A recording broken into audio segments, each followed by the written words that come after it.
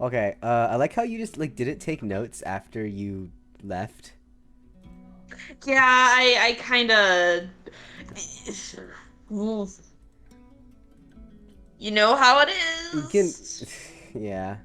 If you want to go back... Actually, you didn't even write down the shit you bought. Yeah, good thing I took those down, huh?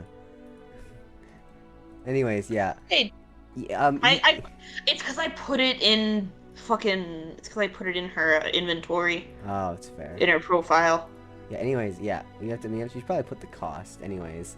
Um... I think I subtracted the cost. Oh, you subtracted from that. Okay. Yeah. I'll actually write that down in my master lore just in case something happens to that. Eh. Current cash 90 gold. So yeah, you're currently the richest. Actually no, Sylvius is the richest, but in terms of active characters in play, Yeah. one could say That, you're but the he's richest. rich for like other Yeah. reasons. He's rich because he literally just stole a bunch of shit. Bro literally just robbed people. Anyways, yeah. Okay. So where we last left off, you were leaving the Mages Guild and had met up with the others. Do you remember where did I said they were going to the Weapons Guild, right? I'm not sure. I think I did. I think I was saying that Rowan and I don't do names. Rowan and Right, they were going to the guild because they were going to the fucking weapons guild because yeah. they're gay as hell. We don't know yet. You have to find out.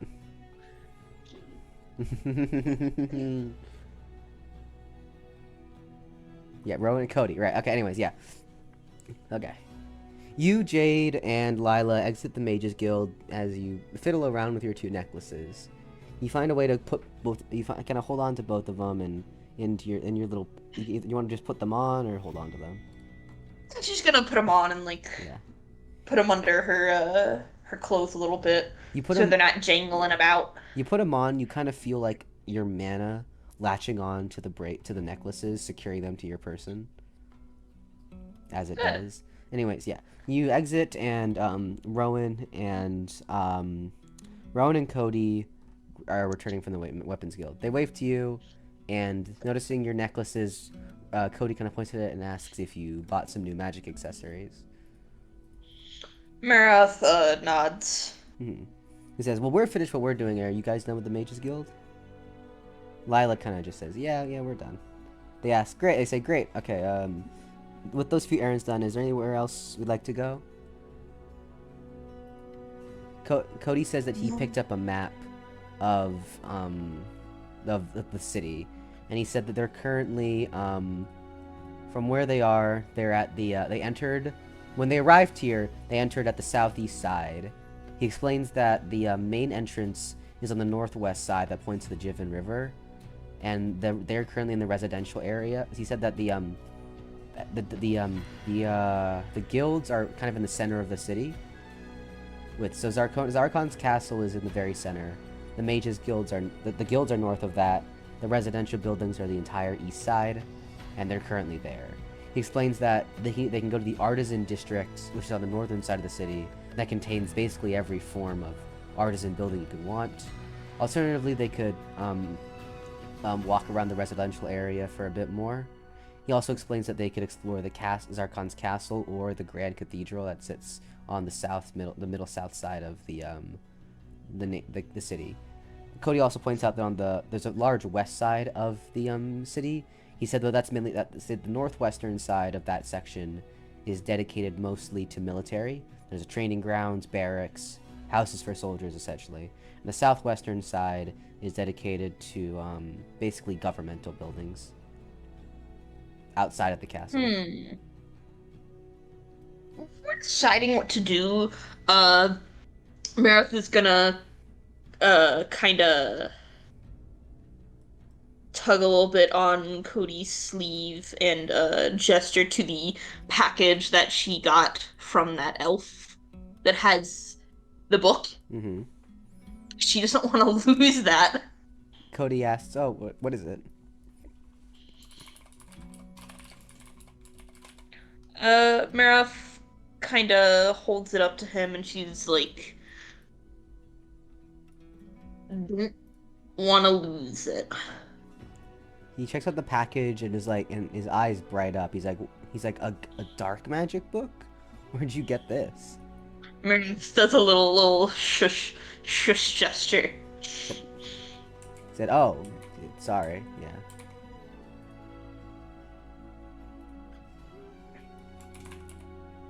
She kind of just she kind of she doesn't want it to be like in the open where someone could see it or take it. He says, And oh, she okay, I understand. He takes the book and puts it in the pocket dimension. hell yeah.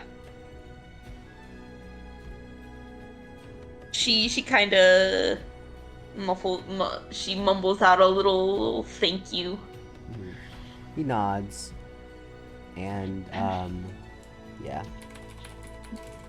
yeah. Okay, he says, okay. With that, anywhere in particular? He looks at you. When kind of looks at everyone. Jade says she doesn't particularly care. However, she says she'd like to visit the Thieves Guild in the area eventually. Lila says she'll go wherever they feel like, and the other two boys don't seem to care. If you don't make a decision, you want to end up going to the Thieves Guild. Yeah, Mammoth actually kind of looks at Jade like that. That's definitely like an interesting idea. Mm-hmm. Mm-hmm. You yeah, you begin walking over to the Thieves Guild. All the guilds are in the generally same areas. It doesn't take long to get there. And as you walk, Cody says he actually yeah, that's never mind. You yeah. Continue Hmm? walking together, talking a bit, quickly approach the Thieves Guild. You note that compared to the Mages Guild, the Weapons Guild, and the Weapons Guild, and the Adventurers Guild that you're used to, this guild, although definitely looks like a guild, it's much more ominous looking. Mm. It is it's got like these, it's got dual knives and a mask as a cover, and it's creepy. The others seem to know what the Mm. Thieves Guild is, but you don't. And so, Jade kind of looks at you and explains to you, seeing your interest, saying the Thieves Guild of the four guilds is by far, you could say, the most shady. They don't deal in direct crimes, nor do they admit to crimes. In fact, she explains to you that anyone who is openly considered a criminal, either by the police or because they were formerly a criminal, is not allowed to work in the Thieves Guild. She explains that basically how they work is that they work under the policy of you're not guilty if you don't get caught. She explains that Mm. they do a lot of underhanded work and sell a lot of black market, not black market, but rare goods. They aren't necessarily illegal. She says that because the Thieves Guild is a part of the legitimate and respected guild organization, they're not allowed to engage in any actual crime. However, everyone with a brain knows that all their members engage in some underhanded tactics and behind the law shenanigans. Regardless, as long as they're not caught, they can plead that they're just in another establishment. And if one of their members is found Mm. guilty of a crime, the Thieves Guild themselves will report them. That's the only really way they stay in operation. Hmm. She explains that the Thieves Guild in Acheron is nice, but she's always wondered how the Thieves Guild here would be, considering the much larger size and prosperity of Zarconia compared to Acheron. Interesting. Okay. You you enter the Thieves Guild, and it has a similar layout to the other guilds. There's a receptionist desk at the front with a bunch of counters, tables, chairs, bookshelves on the sides, dual staircases leading up to an upper area with more rooms. Jade says that she's going to head to the front, and and she explains that one of the best things the Thieves Guild works in, besides underhanded tactics and rare items, is information. She explains that the Thieves Guild in Zarconia is likely one of the Thieves Guild that has the largest information network, and she's going to see if there's anything interesting she can scrounge up from the receptionist. Okay. Jade explains to you that the middle receptionist is the informational one. The left one is the one on the left is the rare items one, and the one on the right is the underhanded tactics one. Cody decides to Ooh. come with her because he's also intrigued of the information. They seem to have a similar I guess, mindset when it comes to the world. Mm. Lila, although clearly been here before, seems to like not particularly enjoy the atmosphere. Rowan says that they can just take a seat while they wait. Mm. You, Lila, and Rowan, Yeah. yeah. You, Lila, and Rowan sit down, and there are occasional eyes on you, but you figure with this kind of place it makes sense. Based on the whispering you hear from some people around you, it's clear that your name has already made the rounds throughout the city, especially in the the most heavily information-heavy area in the world. That just makes sense. Right. You hear people whispering about Ooh. you. Rowan kind of yeah. I'm already getting bad feelings about, yes, I know that, no actual crime, any actual crime has to be reported by them, but, makes me a little nervous that my name's getting around. Yeah. Oh, yeah. Rowan leans back in the chair, just kind of in the sofa, waiting. Lila, meanwhile, just kind of fidgets with her hands. You sit there and look around the guild, just kind of looking around. Nothing particularly interesting. Lots of hooded figures, shady characters. What you'd expect. Yeah. After waiting for about 15 minutes, we'll say 20 minutes, Lila and Cody return. Rowan jokingly asks, Jade. yeah, Jade, sorry. Yeah. Rowan asks kind of what took them so long, because it has been almost half an hour, and Lila looks at them and says, "Well, I expected to gather some basic information about anything happening in Zarconia, maybe in Althvinhaim, but the information they gave us for a pretty penny is not what I expected." To put it least, Jade says while stroking her chin while tilting her head a bit. They sit So down, you're at mass attention is yeah, gotten. you're at a U-shaped couch with a table in the center. So, yeah, you're on a U-shaped couch. Cody and Jade sit across from you. Cody looks also a bit concerned, but more intrigued. He says, "Yeah, honestly, I know the information here is not bad, but I'll tell you now, what we just heard could uproot an entire continent." Oh, I think I know what this is about. Yay. Anyway, Lila seems concerned and kind of asks what's up. Rowan as well seemed to slouched out of his position. Jade takes a deep breath and looks at you because she's the only one she knows that you don't know, and asks, "But Maroth, do you know about the Humanoid Alliance?" Maroth shakes her head. She explains, "Have you heard of the continent of the continent of Castriel, right? One of the 3 major continents." Let me just. Yeah, Maroth did read a little bit about it Mm-hmm. in one of those books. She says, "Okay, well, Castriel is known as the humanoid continent. It's where all the humanoids and other monster-like beings there. There's only 2 nations there, which is why it's a bit of an isolated place. There's the Humanoid Alliance on the west side and the Dragon Covenant in the north. The Dragon Covenant is ruled by the Air Dragon Lord and has been established for a while." She explains the Humanoid Alliance, however, is a much more interesting story. She explains that the Humanoid Alliance was once one of the most prosperous countries in the world. It was based on very democratic principles. The nation was ruled by a council with 1 representative from each humanoid race to submit demands and figure out what's best for the whole. It went on for this for quite a while and was actually really prosperous from what I've read. However, during the Imperial Age, a certain dictator, his name was Lies, he was a dwarf. Basically what happened was there was a particularly harsh series of summers and winters that brutally ruined the country's economy and agribusiness. It shattered them. People were starving, children dying on the streets. And in the face of such adversity, they turned to the political extremes, one could say. Lies, who is a horrible, horrible ruler, managed to win the support of the people then and took over. And ever since he became dictator during the Imperial Age, the Humanoid Alliance went from peaceful democracy to horrific dystopia. It's said that the people there are forced to wear bracelets that monitor their every move, and once a year they inject people with poison to keep the population down. He said that no one is allowed to leave the place, and they made genetically modified beasts to kill anyone who attempts to leave. It's horrible stuff. Everyone says that just stepping into their borders feels like the atmosphere changes from nice and peaceful to a gray gloom, ominous. Even their forests are devoid of sound, is what I've heard. I've obviously never been there myself. Hell, I would never go to such a place. It sounds horrible. And Lies is responsible for all of it. In fact, he blames the dragons for what happened in the Human Alliance, and so there's been a fragile relationship between the two nations. And why the Human Alliance is so important? The Human Alliance had always been like a sore spot in our world, right?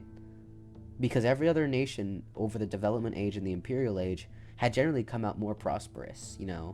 Especially in Althvinhaim, many countries, including Zarconia and Vasilis, have only really prospered since the imperial age. But it seems that the Human Alliance is the only country that's been on a downward spiral into pain and suffering.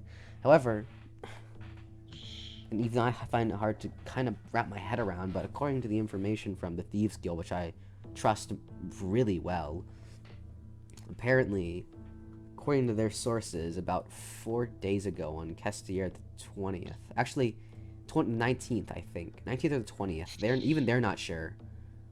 He said that, she explains that, you see, naturally, with a dictatorship like Lies, there are going to be people who fight against him. From what there has always been a resistance in every city and in the capital of the Human Alliance, trying to fight against him. However, Lies has personally killed their leaders 3 times before. However, from what I've read, just 5 days ago, the resistance had actually succeeded somehow. I knew about, like, generally their history, but I didn't think the resistance actually win. Lies is incredibly powerful.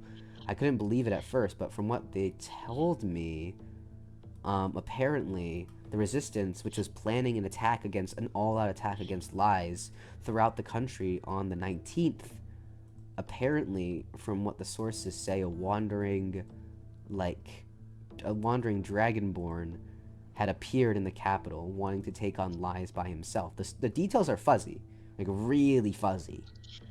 And the fact that I think it's because the Human Alliance is currently in so much turmoil that they haven't been able to gather much information. But apparently this Dragonborn teamed up with the resistance movement and the leader, who was a Sun Elf, I believe.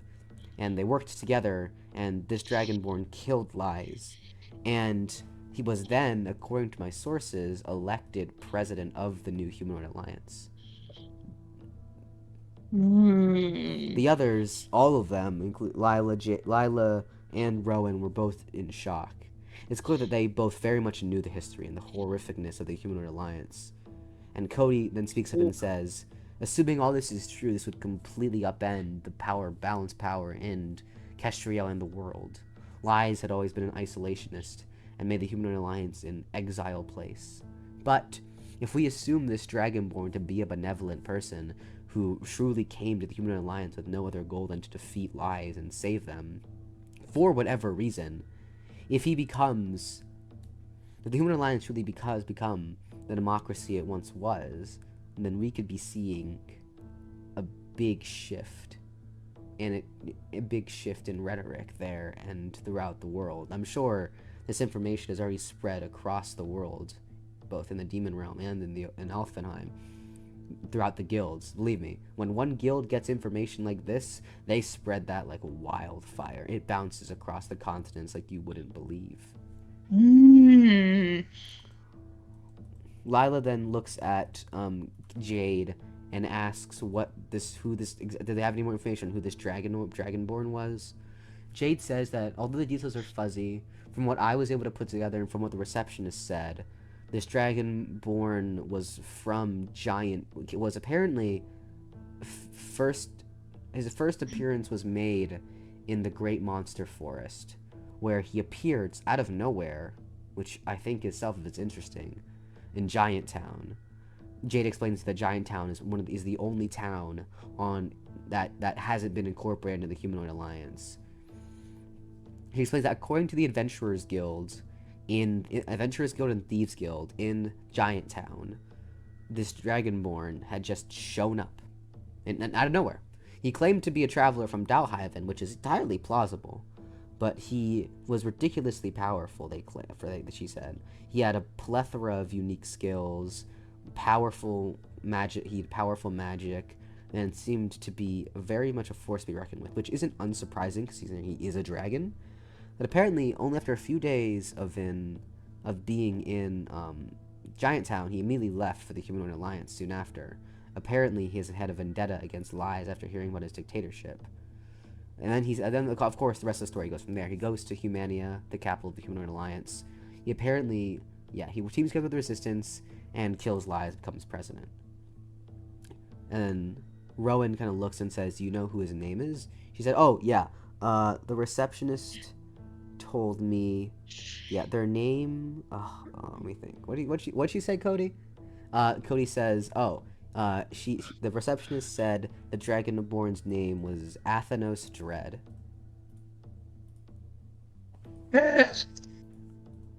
And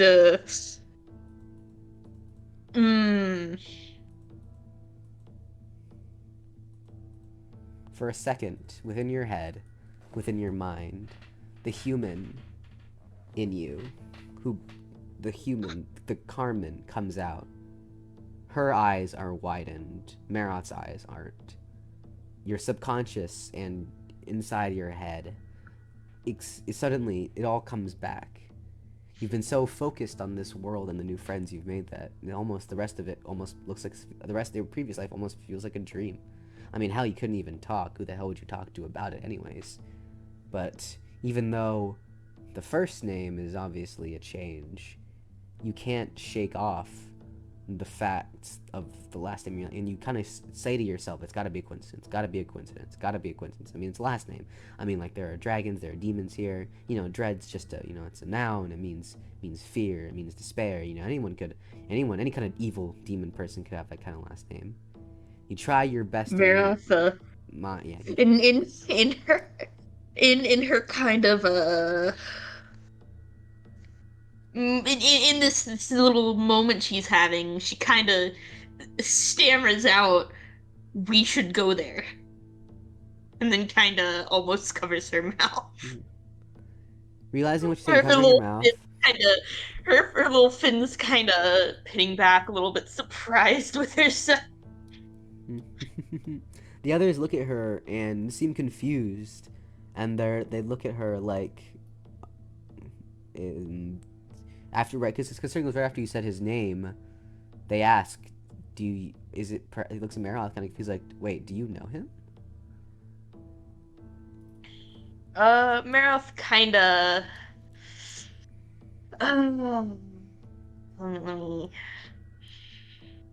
Maroth kind of pushes a little bit of her hair behind her ear, kind of does a little maybe gesture with her hand. They say, Lila, knowing your story, kind of thinks and says, "Oh, maybe did the name perhaps trigger something that you remember because of your from your amnesia?" Maroth kind of nods, going with that. She says, "If that's the case, then maybe you two knew each other before whatever happened to you." Lila kind of thinks about it and looks at the rest of the group, and then Jade kind of shrugs and says, "I for one don't particularly mind, although I would like to stay in Dalhaven a bit longer to explore the city. Once that's done, I admit I too would like to check out what has become of the Humanoid Alliance." Cody concurs with Jade. Maroth nods at that. That's a probably much better idea. Cody confirms with Jade and says that maybe they can spend 3 or 4 days. Maybe they can spend 3 or 4 days here, exploring, maybe checking out the sites. Maybe less days, he says, depending on how long they want to spend. Rowan agrees, saying that he's fine with that, and Lila seems determined to want to figure out who you are. Mm. Yeah. Ooh. Ooh. Okay, Could you give me a hot second? sure. Okay, I am back. Are you though? Yes. Hmm. Real. Anyways, yeah. Yeah. Deciding that they'll probably spend 2 to 3 more days in the city of Zarconia to explore around, check out the sights. They will then start preparing for a trip to the Humanoid Alliance. Whew. Everyone seems excited. It's clear they all seem to enjoy this more nomadic, bouncy around lifestyle. You note that ever since you left Lorraine, you've definitely found it fun to just move around. You think by nature you seem to enjoy just not having to be stuck in one particular place for too long. Yeah, that is quite nice. Anyways, yes, you all decide. Currently it's around like we'll say it's about 1 p.m. Still a lot of time in the day. You all exit the Thieves Guild. He said, Lila says that, well, that's all the guilds, really. Looking at the map, they say, well, since we're here at the guilds, we can either go to the Artisan District, or maybe check out the military districts.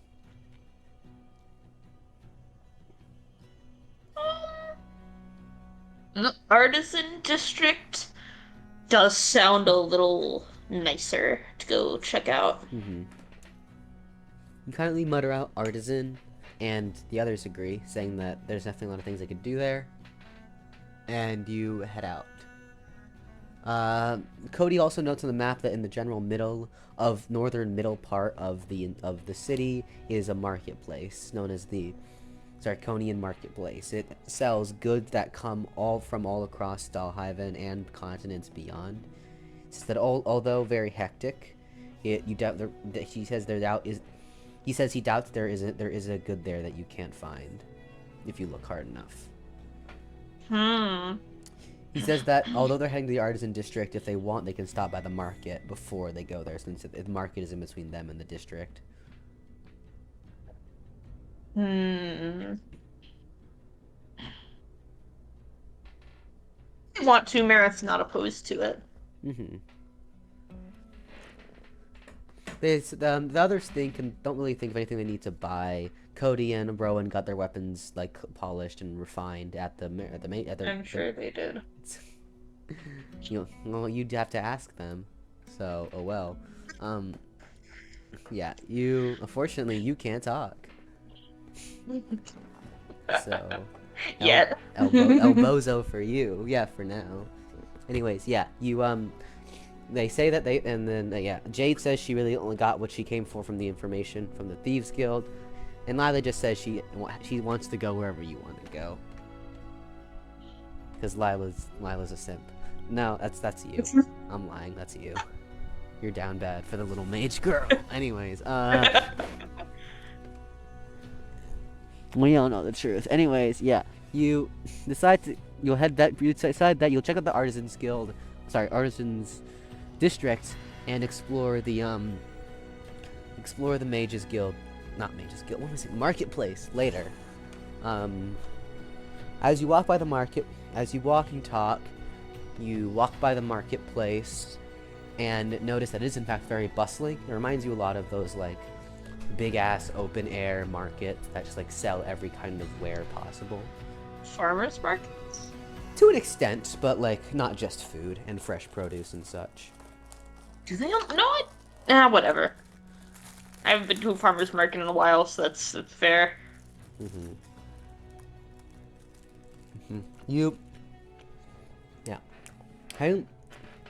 As you walk past the market district, Lila then turns to you and kind of asks, "So, you said you recognize the name of the Dragonborn?" Maroth nods a little less flabbergasted now. She asks, do you think you can remember who he was to you? Maroth thinks for a second, but isn't quite sure, so she just kind of shakes her head. Lila says, well, if you can remember anything, feel free to let me know. While she eats the... No, I'm just eating. Yeah. Maroth nods, thinking about how she can either get this across or just wait to see if it really is him.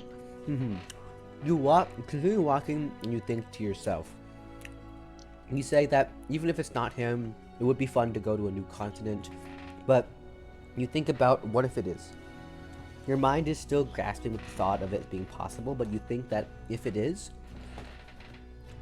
what does that mean? Because you think, yeah, you met a god, you chose your skills and your race, right? And you arrived here about 2 weeks ago, and you had, quote, insomnia. And you think about it. This dragonborn appears out of nowhere, the weird design, and you think, different name, so apparently comes out of nowhere, is a quote, traveler from somehow, yet he's coming from the Great Monster Forest, and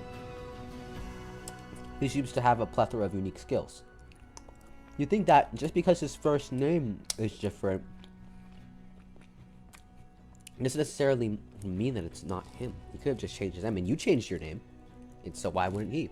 And so the thoughts drone on in your mind as you continue to ponder about it. On one hand, if it is him, you find... I love how every 5 seconds I can hear Meryl's internal monologue smacking their lips to some shit. I mean, hey man, it's pretty good idea, honestly. Listen, s'mores Pop-Tarts. They're good, okay? What do you want from me? Oh, that does sound pretty good. Dog, if you can't appreciate the superiority of a s'mores Pop-Tart, let's be real. I have not had one in a while, so I don't know how I can truly appreciate it. Dread, you missed you missed the entire part about them learning about you and what you've done. Yeah. Damn. Okay. I can watch the VOD then. That's fine. VOD. I mean, technically, it is a VOD. I guess. Anyway, continue, Connor. Yes. Anyways, yeah. I'm still lost in thought, and like, on one hand, if it is him, this means you're not alone. And the thought of having someone who one of your friends, someone you knew, here, and maybe you can actually discuss with him what the fuck really happened. That thought obviously is good. And you hope that is the case, but on the other hand, if he also died like you did and got reincarnated here, meaning the god took people who died, and this person somehow is also your friend, the coincidences to you are just not making sense. So you wonder, if this god reincarnated multiple people, possibly multiple of your friends, what could that mean for this world? Furthermore, does it mean that beyond just Dread, were other people also brought here? The possibility doesn't leave your mind. And eventually you're pulled out of thought by Lila, who's like tapping you on the shoulder that you didn't realize. Maroth looks over at her, all almost clueless. Lila says, sorry, you seemed a bit lost in thought there. I was just gonna tell you that we've arrived at the district. Maroth nods. What is So Cody pulling out the map says that they're on the left side of the far left side of the Adventurers District. Not like Artisan District. I can't speak.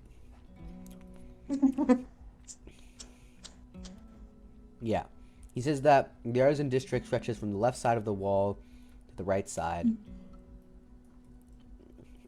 he said that the first thing here is the carpenter. He said above that there's there's a fishery, and in this in this general corner of the artisan district, there's a carpenter, there's a fishery, a runesmith, a mason, and a smithy. He explains. Might have said that twice.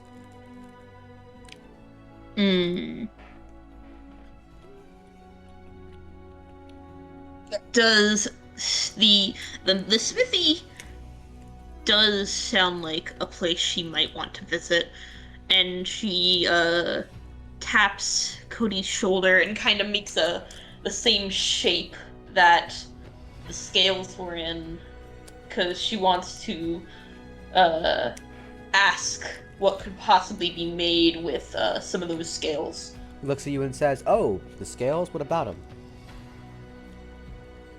Maroth gestures with her hand one. No, he hands you one of scale. Maroth, are we able to see the smithy from here? Yes. Yeah, Maroth points over to the general direction.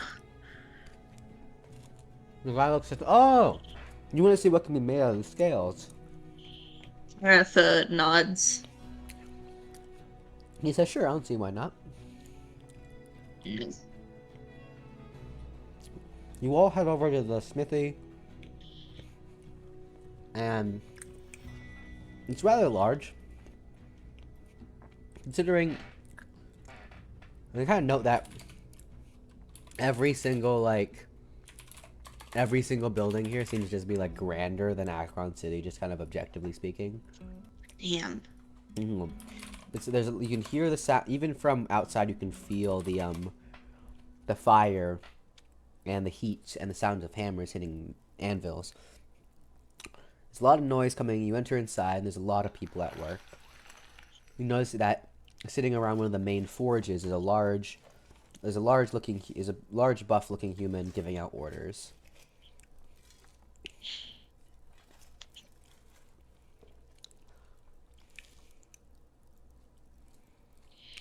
Maroth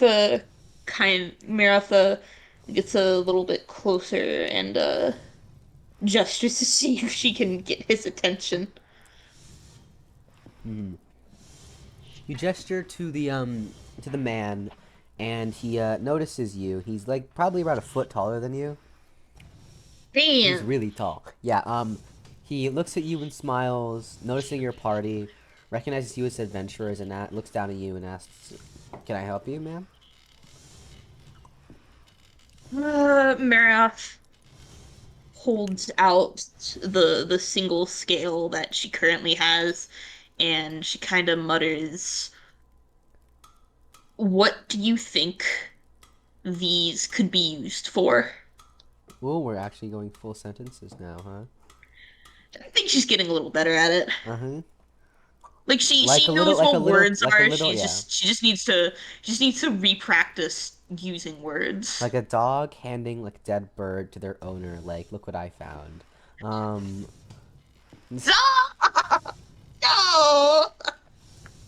That's what Maroth looks like. Let's be real. Go on. You know I'm right. Whatever. You know I'm right. You're mad that you made Maroth's like general like physical traits and like the way mannerisms like basically like a pet. I'm mad that I basically read myself when I made her. He's like a wheel It's doggo. not fair. Wheel doggo. It's not fair. Puppy wants a treat. That treat is like 4 kilos of food. Anyways, yeah. He looks and puts on some like goggles that also sell with a magnifying glass and looks at it and says, "Oh, wow, a Hydra scale." Suddenly he looks at you and says, "Wait, are you the girl who killed that Leviathan off the coast?" The nods a little bit bashfully. He cackles and says, "Well, it's nice to meet you, kid. I heard a lot from my son, who's an adventurer. He told me that he heard news that an E rank adventurer had single-handedly killed a Leviathan and got promoted to B. That must be you, huh?" Maroth nods again. He laughs once more and smiles and said, "Well, I'm glad to know that you think that that you have confidence that I can turn these scales into something."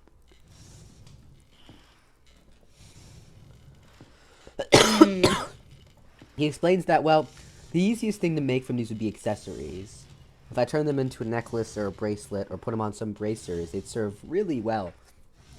Because Leviathans naturally have incredibly high mana capacities, meaning that this could likely hold a lot of magic and therefore be infused with a lot of powerful traits. Alternatively, I could likely make some light plate mail and armor from it. It'd be incredibly durable, because again, Leviathan shells. Thirdly, he looks at them and says, "I don't think I could make a weapon out of them.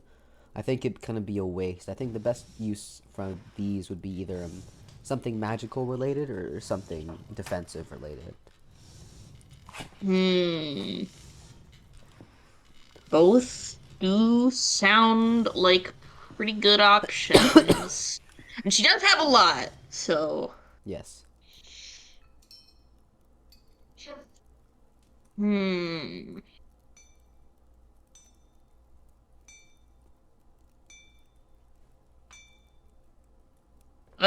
She kind of mutters how many for plate mail. He said, "Plate mail with this size." He holds it up and he notes that the scale is like say 2.5 times larger than your palm. Ooh. He says he kind of holds it out to you, seeing like the proportions of your torso. He says, with light plate mail, he does the proportions, maybe 8? Oh, damn. And Maroth says again, and what were the type of accessories he said? He says with these he could make a necklace or a bracer from it, probably. Maroth says again, and bracers? He said, probably 4. Actually, yeah, Damn. 4. Sound a little bit more practical than armor right now.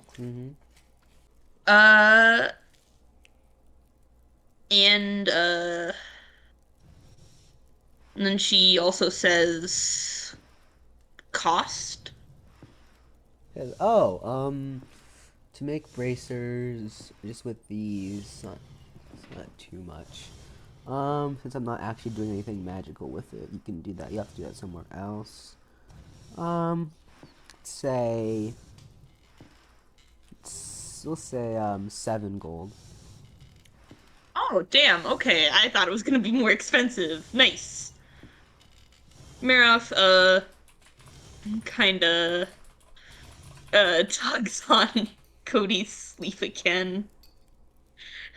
And, uh, and she mutters, uh, 3 more, please. Like a little child going up to the ice cream man as he's like Oh, handing him. God damn it! Fair! How dare you! Why? 'Cause I'm right? Uh, What's wrong, Bird? You know damn well what's wrong. Are you mad you get called out every time Maroth says something? Yes. You tug on Cody's shirt like a girl asking her dad for more popsicles, and he hands you 3 more. He smiles and hands you 3 more of the scales. Maroth looks at the guy and hand puts them on the table and he said it was 7 gold, right? Yes.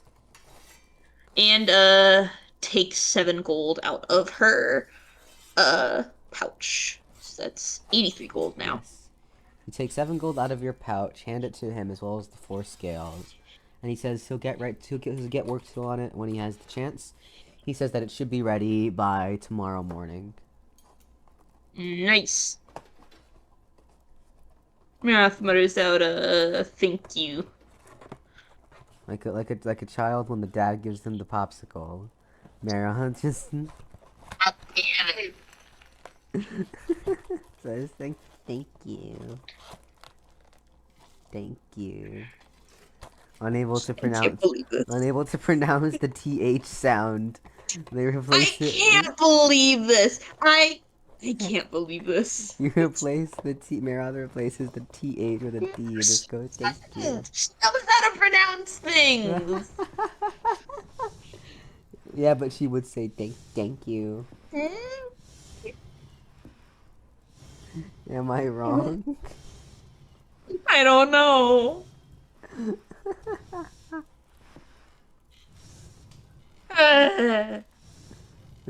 What's the issue here, Burb?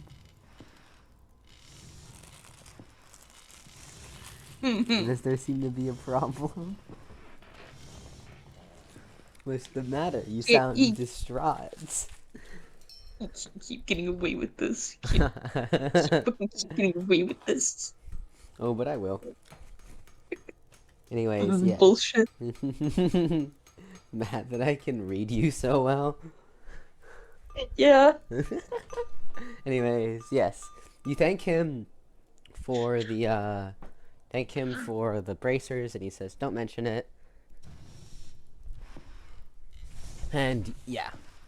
Once you place the order for the bracers, you then approach the others who had just been kind of waiting around for you to finish. And you look at them like a child after making a purchase for their first time. And Damn it!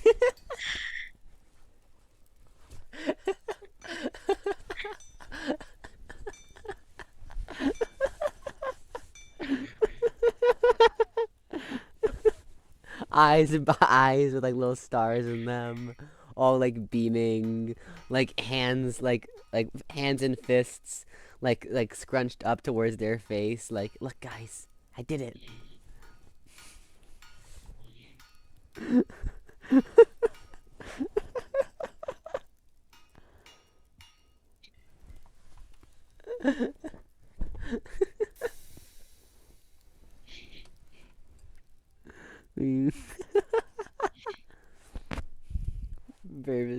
Verb is not doing okay.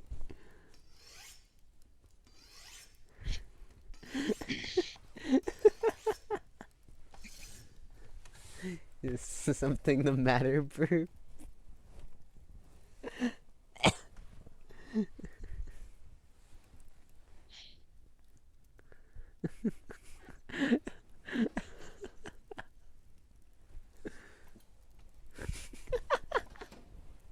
You there? I'm here. Damn it. Jamal, shut the fuck up.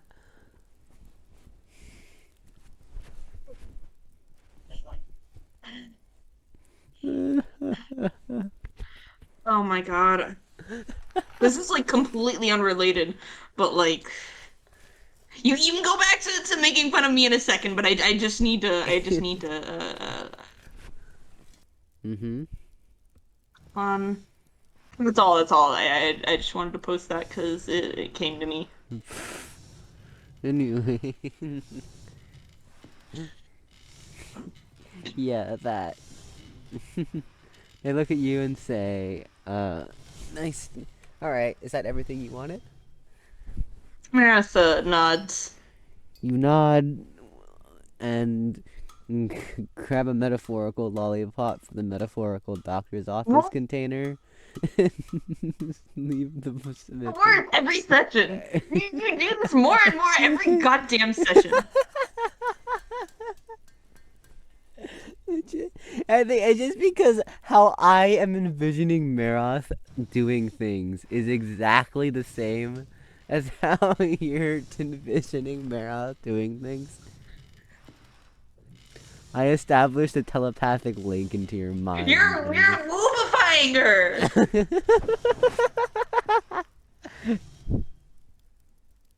Is it wrong though? I don't fucking know. I was you taking a drink while you say that, like you're just chugging alcohol. Yeah. Like I don't know. Yeah. I'm so mad. I'm fucking thirsty. Why are you mad? Sorry to fucking tell you. I think I'm a bit slow. I think you have to explain it to me. No. No. You sure? Only time Connor ever fucking admits something like that. No, I just want to explain it, Burb. Come on. No. Okay, fine. You exit the smithy, and you're now standing in the artisan district again. You still got it. It's only about. It hasn't been that long, and you still got lots of time to kill. Let me just. Okay, you're now outside again in the city, and Cody asked if there are any of the other artisan buildings in the area intrigue you. They said buildings included the mason, the runesmith, the fishery, and the carpenter. Maroth shakes her head and looks at some of the others in the group. Mm-hmm. The others don't seem particularly interested either. Hold on. Yeah. They say that they're more. They said that Lila and Jade in particular seem more interested in the guilds in the other artisan buildings coming up.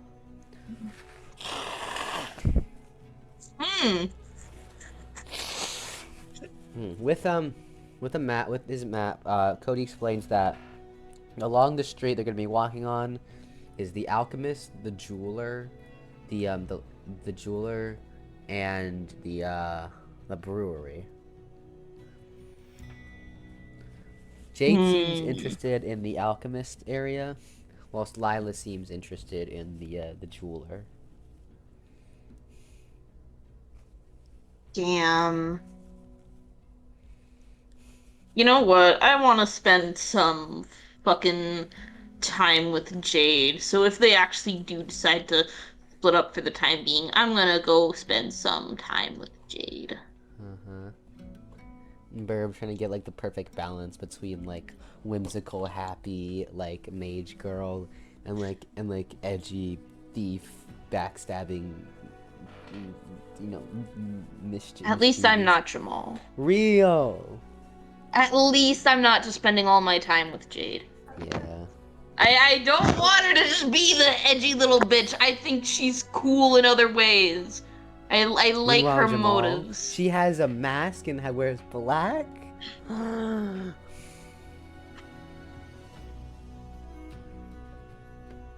Just how he's not responding because he realizes how just called out he's been. Anyway, yeah. Jade time. Jade says she wants to check out the alchemist, whilst Lila says she wants to go to the jewelers. You could go to each of them separately, but you decide that, and since you want to go to the Humanoid Alliance soon, it probably wouldn't be best to waste time on that. Lila decides Mm. to go with Cody and check out the jewelers, and Rowan and Jade and you decide to check out the alchemist. Oh, okay. Jade seems unusually excited. Those are. Jamal tried so hard to unmute that he ended up unmuting. That's crazy. Oh wait, that was him. I thought that was from your So funny. fucking. That's how bad his headphones are. It's actually crazy. His headphones Oh my are god, so Jamal, bad. Jamal, just fucking mute Discord. Yeah, it's so much easier that way. Just mute Discord. What's wrong with you? Good job. Yeah, just like, I don't understand. Like, I mute my mic, not my Discord. That's because I have an actual like $300 Alienware headset. Like you fucking don't. Bro got his headset from not even Salvation Army. Bro got it from Desperation Army. Let's be real. Like. Jesus. Anyways, yeah. Lila says she's gonna probably buy some new jewelry because she seems to like those kinds of things, you note. And meanwhile, you and Jade go go into the alchemy. You go to the alchemist, and it's a very organized area. The front of the main part of the alchemist seems to be just selling places. There are lots of racks. Some are enclosed, some aren't. A bunch of potions, labels. It looks like a shop. There's a front desk. No one's there yet, but there's a bell. You assume that you can buy potions. On the far left side of the room, however, notices to be what appears to be like an alchemy station to make potions yourself. And you also notice a door behind the receptionist's desk, which is likely like where the alchemist does their own work, or maybe it's where they live. Jade quickly, excitedly begins bruising the shelves, looking for potions that she desires. You can do something. Maroth kind of shadows her, kind of seeing what she's looking for. Because now she's a little curious. You go through the potions and notes the names. Some include health potion, mana potion, crazed potion. There are little tags that include the price, what it is, and what it does. You can read through some of the potions, or you can just continue following Jade.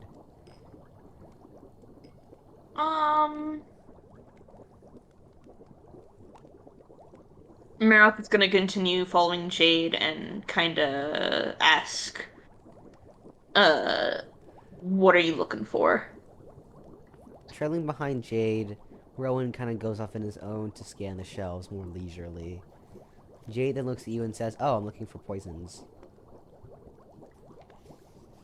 Maroth said, I don't know what I expected.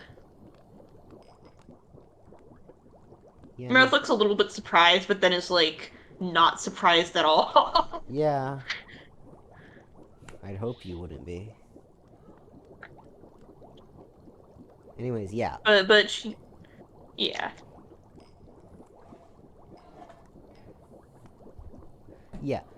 She explains that she often uses poison either on her knives or by themselves, etc., etc. She says that although non-alchemical poisons are possible, either using like toxins, venoms, or like fungi and whatever, generally using alchemy to make them is a lot easier and more cost efficient. She explains briefly the way alchemy works is by taking plants, animal ingredients, and other things that contain mana, and combining them in certain ways, and using them an alchemy table to forge them all into a potion. She explains that certain elements and other specific plants can be combined to make even more poisonous potions than found in nature, and it's also more cost effective. She said that she's looking specifically for a paralysis poison and a sleep poison. She explains that these are the poisons she tends to use not on her knives, just kind of in general. And then she said she's looking for just deadly poison, stuff that if it gets in your veins, you might die. That's what she uses for her knives. She explains to you that if you can look around, if you see any potions you like, I can tell you what they are. Because obviously not all potions here are going to be poisoned. Right. Okay. Maroth is gonna look around, sort of on the other side of the shop. Moving to the other side of the shop that is still potions, still kind of straying away from the actual work area. You scan the shelves and note they're all organized by categories. They also can be organized by the true elements: fire, water, earth, air, ice, and lightning. There is a light, dark, and cosmic section. However, it's very small, and they seem to be very expensive. You note that each section that based on their element means that the potions on those sections use that element as its main element. You have to, however, note that there are cross sections and areas that seem to be exceptions to that rule, but largely speaking, yeah, that's just how the shop is organized. Are some of the dark potions like? Of the few dark potions there are, you scan them, and one of them is a very deadly looking poison. It's protected behind a glass case. What does it say? Just gives a brief description. It says the death potion. It's incredibly dangerous. Only a few drops can kill a person, but however must be directly ingested or inflicted. It cannot cause damage to the skin. I see that fucking scary potion. Yes. The other dark potions include one that just increases your dark magic power. One that makes you harder to see at night, and some other dark related things. How much do some of them cost? The average potion cost here, not including the death potion, which seems to be abnormally expensive, obviously. One vial of any of these dark stuff would be about, say, 6 gold. Really? Okay. Is there a clerk currently at the front at all? Not yet. You have to ring the bell.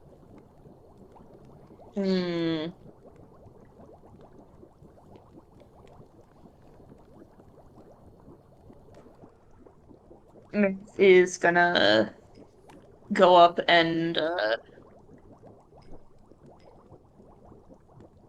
then there were two. Ring the bell.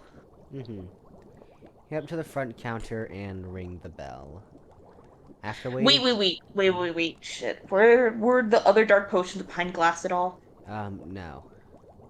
So you can just take one up to the front? Yes. Okay. Yeah, she's gonna take one of them, specifically the one that uh the one that boosts your the boost dark magic.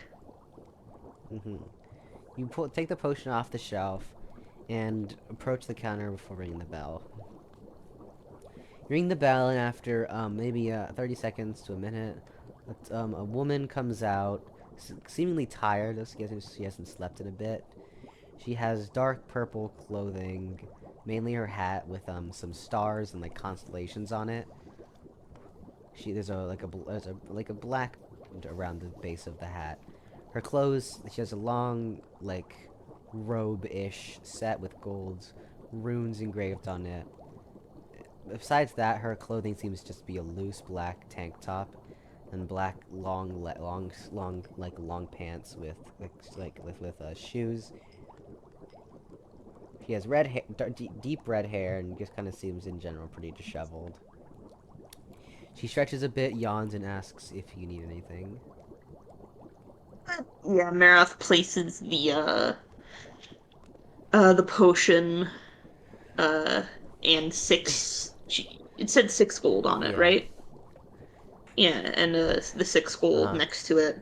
So you know the meme of like the anime girl putting like the money on the counter and being like blank, Oh please. my That's. god! Mhm. No! No, no, no. A million times what is wrong with you?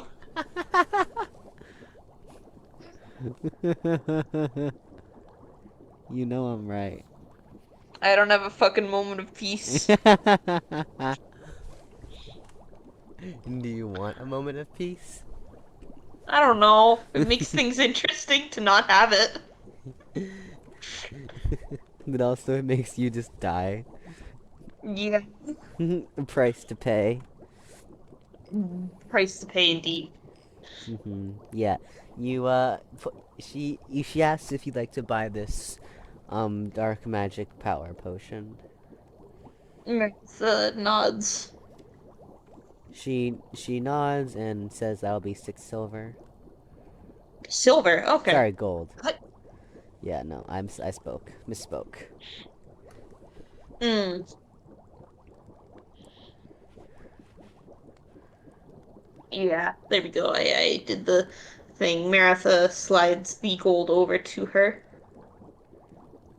You hand the gold to her, and she takes it in, puts it in like a basically a rudimentary cash register, and hands you the potion. You take the Mm. potion and kind of put in. She asks if you'd like a satchel for that as well, seeing as you didn't have one. Maratha nods. Does it She nods her. cost extra? Yeah. She nods and puts the satchel and says the satchel will just be a gold piece. Okay. For a total of 7 gold pieces, you take the satchel, and it kind of clips onto your belt, and there's room for 5 potions. I. Here we go. Maratha again says, thank you. Thanks the alchemist, and with a yawn, she says not to mention it. And suddenly, Jade comes up next to you eagerly with a big basket. Well, not a small Oh my basket. god. There's like 20 vials in the bag, Girl! and Girl! and the lady seems startled. She kind of counts up the vials and says, that'll be. She kind of punches in some numbers and says, 70 gold, please. Actually, no. We'll say it's. Because these are not dark potions. We'll say, 50. 'Cause she says 50 gold. Jade pulls out this big bag, and she puts 2 platinum coins and 10 gold coins on the table. Oh my god. Yeah, she takes the coins uh, Jade, seemingly smiling behind her mask, seems very happy with the new assortment of poison potions she's now collected.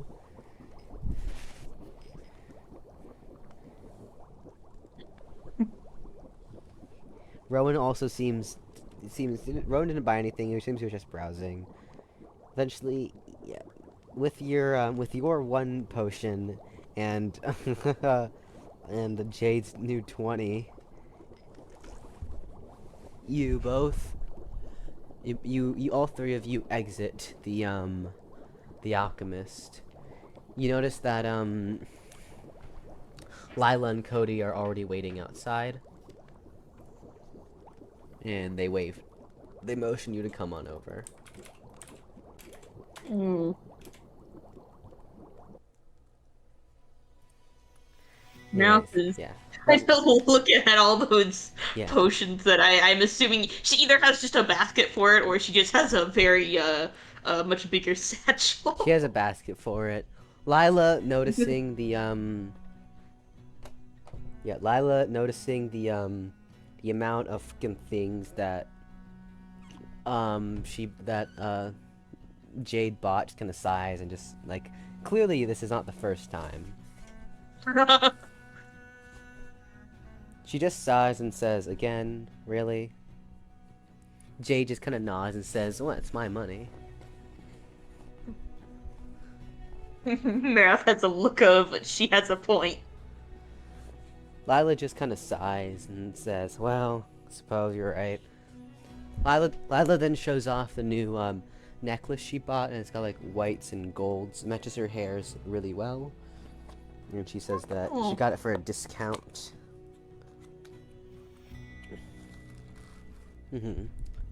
Yeah. Nice. She looks at you and asks if you bought anything. Maroth kind of opens her robe just a little bit to show the satchel and takes out the little dark magic potion. Looking at it, Lila says, "Oh, that's nice. I assume you're planning on learning dark magic soon, then." Maroth nods quickly and kind of glances just to make sure. She's very, very worried about someone hearing about this and like the wrong person hearing about it. Does anyone seem to be paying them any mind at all? No, not at all. Okay. Yeah. You, yes. Yeah, you nod, excited to eventually learn dark magic, but with that, with both your errands here done, Cody then pulls out the map and says they can, continue exploring. Nice. Pulling out his map again, he then looks around the area for anywhere else to go. He says, well, there's another, I guess you could say, section of the artisan district that we can check out. Right now it's about 2 p.m, so actually 2:30.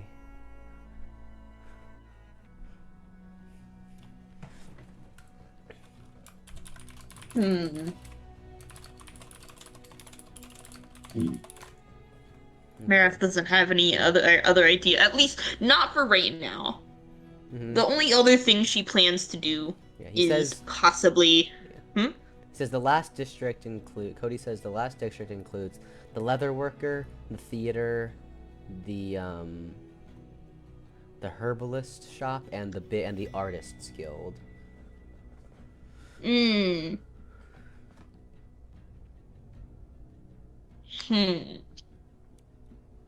Do any of the others have a specific place they want to see?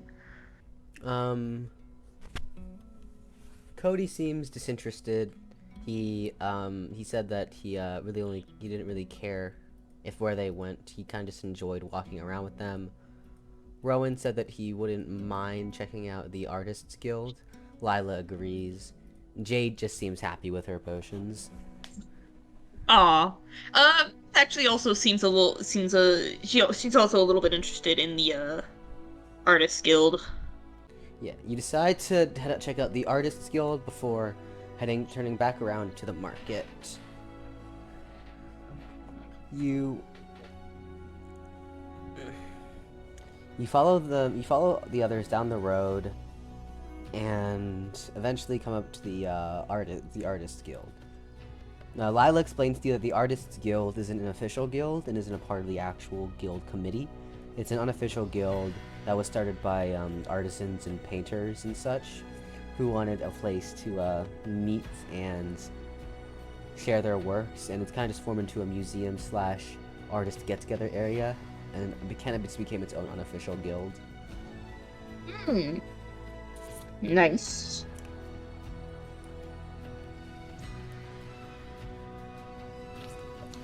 You step inside the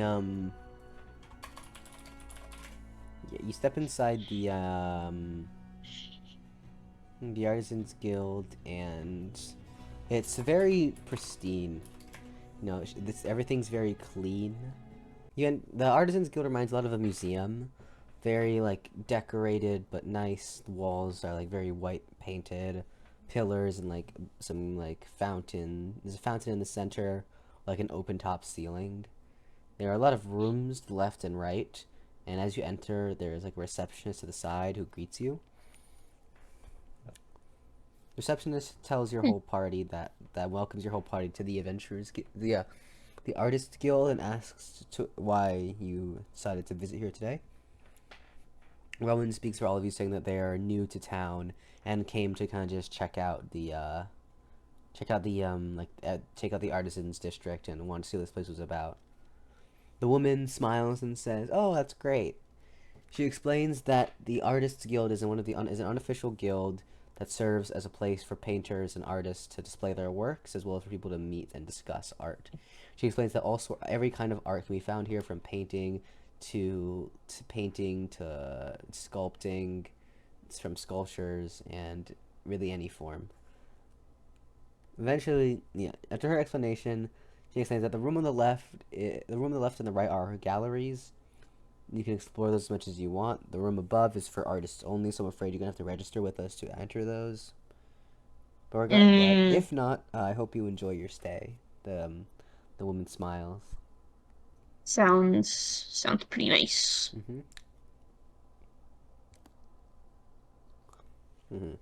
You follow the others into the room. You follow everyone into the art, and decide whether you want to go left or right first. Doesn't really matter. They're both galleries, but.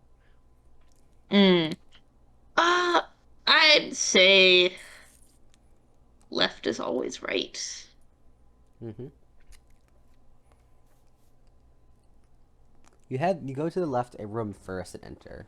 It's a big area filled with many different pieces and works of all different kinds. You all walk around for a while, enjoying the pieces, talking, cracking jokes, and making observations and comments about the works. You note that the sculptures look similar to the ones from your world, but obviously what they're depicting tends to be very different. The paintings, however, definitely give you a reminder of home, although maybe some of them include things that aren't from your world, like mystical creatures. The concept of this painting art gallery reminds you a bit of home. After you spend about an hour at the left side, and can either go to the right side or decide to head out. I'm gonna continue to the other side, see if there's anything that flips my lid. A man and a woman kissing. It's pretty alright. I think you look at the man and say, "It should have been me. Not him. Me."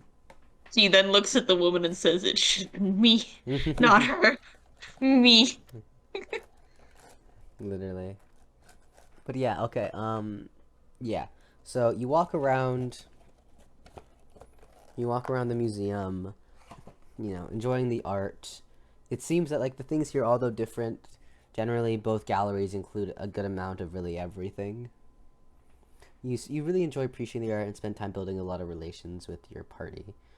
By the time you're done exploring the art museum, it is around 5 p.m. and the sun is slowly beginning to set.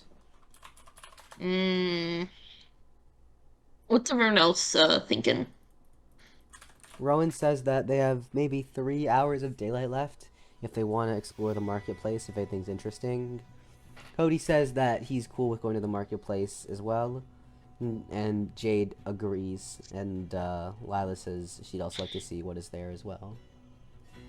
Yeah. Maroth doesn't mind. That also sounds pretty good. You head down south, eventually exiting the Artisans District and quickly entering the marketplace. You're surprised to see that the marketplace stretches all the way from the left side wall to the right side wall of the city, and note that it must just be really large. Thinking back to what Cody said about the marketplace, having basically everything you could want. You walk through the marketplace and note that they're really selling all types of things. You see food stalls next to clothing stalls, next to material stalls, next to weapon stalls, magics, every kind of object. They're all just kind of mixed together. You see a vegetable stall and you briefly gag for a moment. Imagining a little baby just "No, mommy, I don't want the greens." Imagining a little piece of greens getting stuck in between her sharp teeth that were not meant for greens. I do know. If sharp teeth weren't meant for greens, why do we cut lettuce with a knife? I mean, why do we also cut meat with a knife? Because you use sharp teeth? You can cut lettuce with a knife, but you don't. Do you eat your lettuce by like shredding it to bits with your teeth, or do you grind it with Both. back? Nah. They're not the same. They're not the same. Editor's note: please don't cut lettuce with a knife, you fucking psychopaths. No. She does, even if they were, she doesn't have the gut biome, man. Then get it. Get the gut biome to digest plants. Duh, dumbass. Anyways, yeah. You walk through the marketplace and note any number. At this point, you can like search for any kind of store you want. I guess stall would be a better way to put it, but Maroth is gonna kinda. God, let me think. I haven't been to one of these places in a while, so like, it's just like, man, what would they even? What would a fucking magic fucking place like this sell? Damn. What is the nearest stall to her? fruit stall. Fruit is all right. What's the one next to it? Clothes, we'll say. Kind of wanders over and sees what kind of clothes they have available. They mainly seem to be selling simple cotton / silk woven shirts, pants, which are the main two things they seem to be offering. They have different types. They seem to have sweatshirts, t-shirts, as well as button downs, and pants. They got all different kinds, from casual to formal.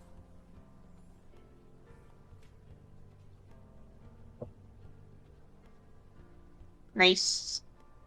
Unfortunately, probably not something Maroth is very interested in at the moment. But it would be nice to get some in the future. Maroth keeps going over to the next stall. You go over to the next stall and notice there is someone selling books, what it looks like.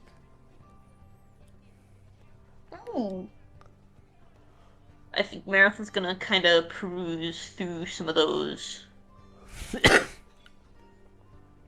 You peruse through the selection and notice a general trend of enjoyment for, like, fantasy. Not like your kind of fantasy, but this world's kind of fantasy. What is this kind of world's fantasy? Creatures even more fantastical than the ones they know of. Ooh! Wild. That probably is pretty interesting. Just witness. Like, what does a fantasy race, not a fantasy race, a fantasy world, what is fantasy to its inhabitants? It's very interesting to think about. Is there any other kind of genre at the stall, or is it mostly just fantasy? Mostly just fantasy, stories? nonfiction. Okay. What's in the next stall over? The next stall over, you seem to walk down to the store that's selling rudimentary weapons. Maroth already has her spear, but I guess it wouldn't hurt to look and see what is, there. I'm thinking, and let me just. Oh wait, let me 6 Leviathan scales. Okay, there. Good. What are some of the smaller weapons available? I'm assuming daggers are some of them, but is there anything else interesting? Say that again? The weapons there. With smaller weapons. I'm assuming there'd be some like daggers and small knives, but is there anything else that is much smaller? You good? Yeah, just fucking spaced out for a second. Okay. Yeah, sorry, what, could you repeat what you said?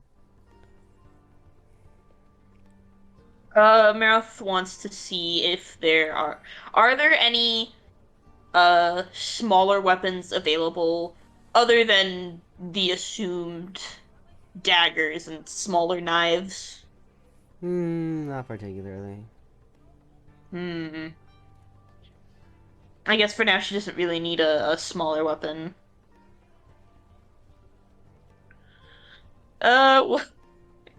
What about the next stall over? You go to the next stall over, and it's back to, close again.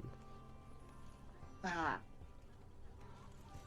This is a different stall, right? Yeah, She hasn't just yes. gone in a circle. What kind of clothes are sold here? Connor, Hmm?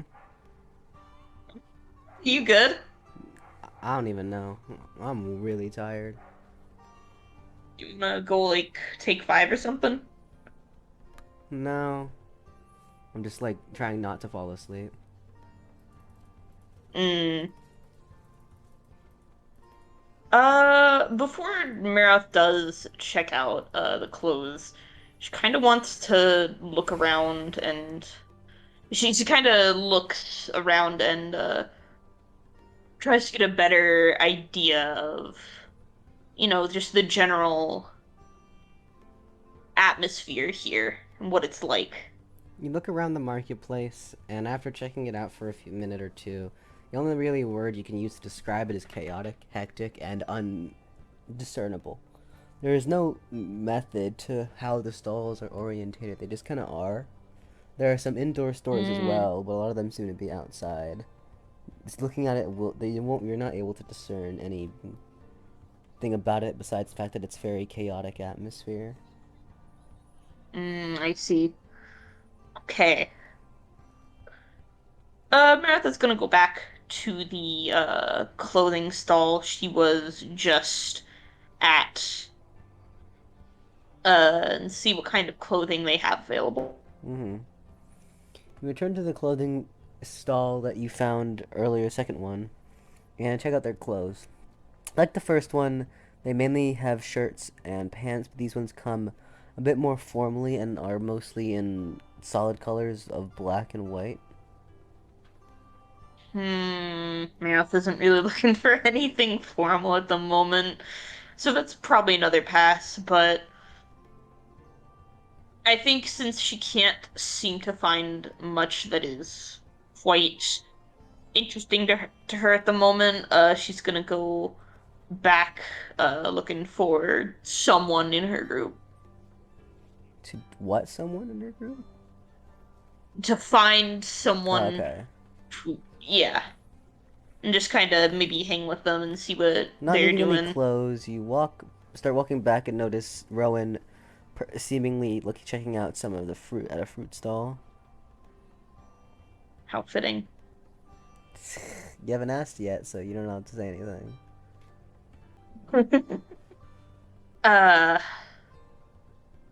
Marith walks up to him and mutters, uh, what are you looking for?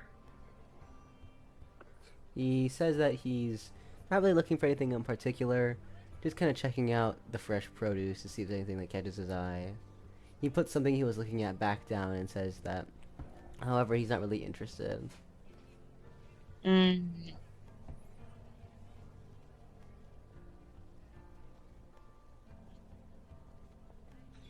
Marith nods and kind of just hangs around him for a little bit as he browses with whatever. Mm-hmm. You kind of just trail behind him, following him around. He bounces between stalls, checking things out, and you occasionally look with him. However, nothing seems to really, be that effective. We are both in the same boat. God damn. Eventually, you come across Melania and Jane scrolling through some things. Come across what? You come across Lila and Jade. They're basically Said Alania and I got so oh my bad, Lila and Jade, and they're kind of just checking out some magic accessories at a shop nearby.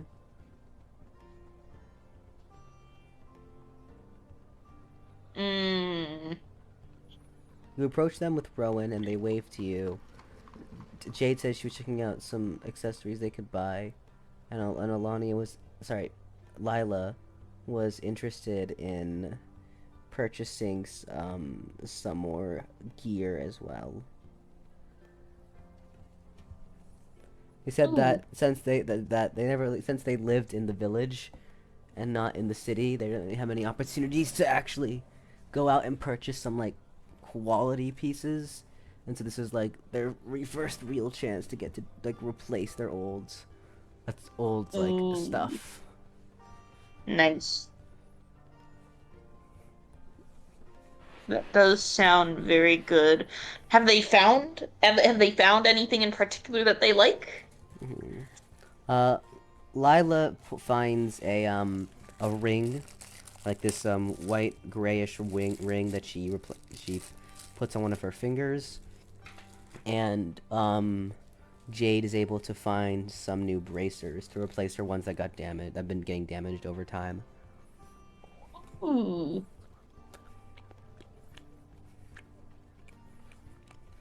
Sounds good.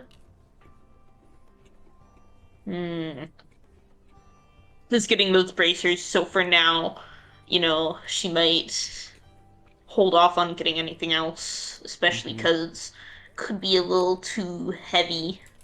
Yeah. Deciding not to go into anything that you're deciding not to get anything for now, because you've already got the bracers. You walk with the party through the marketplace for maybe another 30 minutes.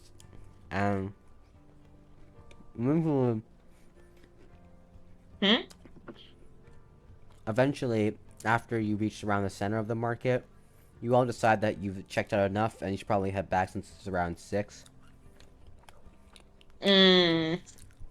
Yeah.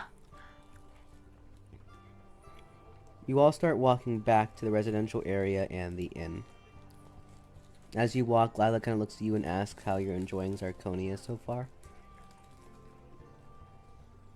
Maroth has this a little more mild smile, but she does seem pretty happy.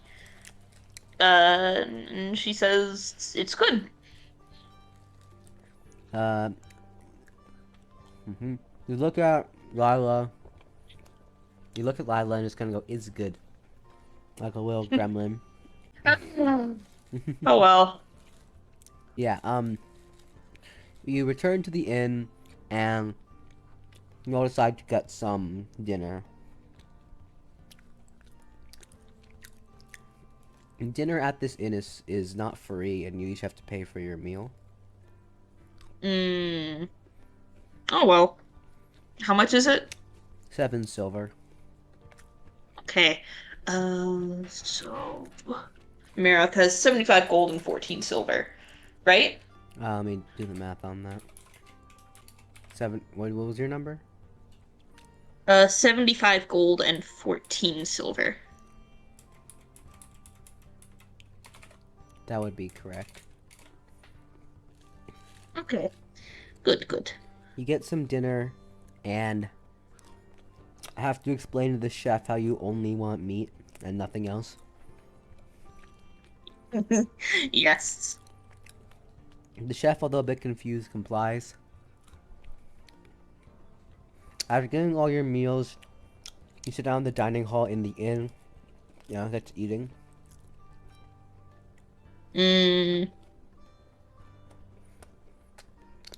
While eating your food, Rowan kind of asks if there's anywhere you'd like to go. In particular, you're interested in visiting tomorrow. Kind of thinks about it for a second, but Nothing really comes to mind. They did see quite a bit today, and tomorrow all she needs to do is get her bracers. So shakes her head Mm-hmm. and looks at some of the others if they have ideas what they want to do tomorrow. Cody thinks about it for a second and says, "Well, in the morning we can go get Maroth's bracers, and then if we want, we can explore the castle." Ooh, the castle. Maroth looks over, a little bit interested in that. How that sounds. Mm-hmm. Seeing your interest, Maroth, your interest, Cody explains that although the inner parts of Zarkon's castle are obviously reserved to him and his administration, there are many parts of it that are open to the public to explore. It's kind of a way for him to almost like flex his status, I believe. See, that makes sense. Maroth almost has a not disappointed, but a sort of look of that makes a lot of sense. Mm-hmm. And Cody says, "Yeah, we can spend the day exploring the castle, and if you like, we can also check out the If you guys want later the day, if you want to go to the training grounds to practice magic, you could always do that as well." It does sound like a very good idea.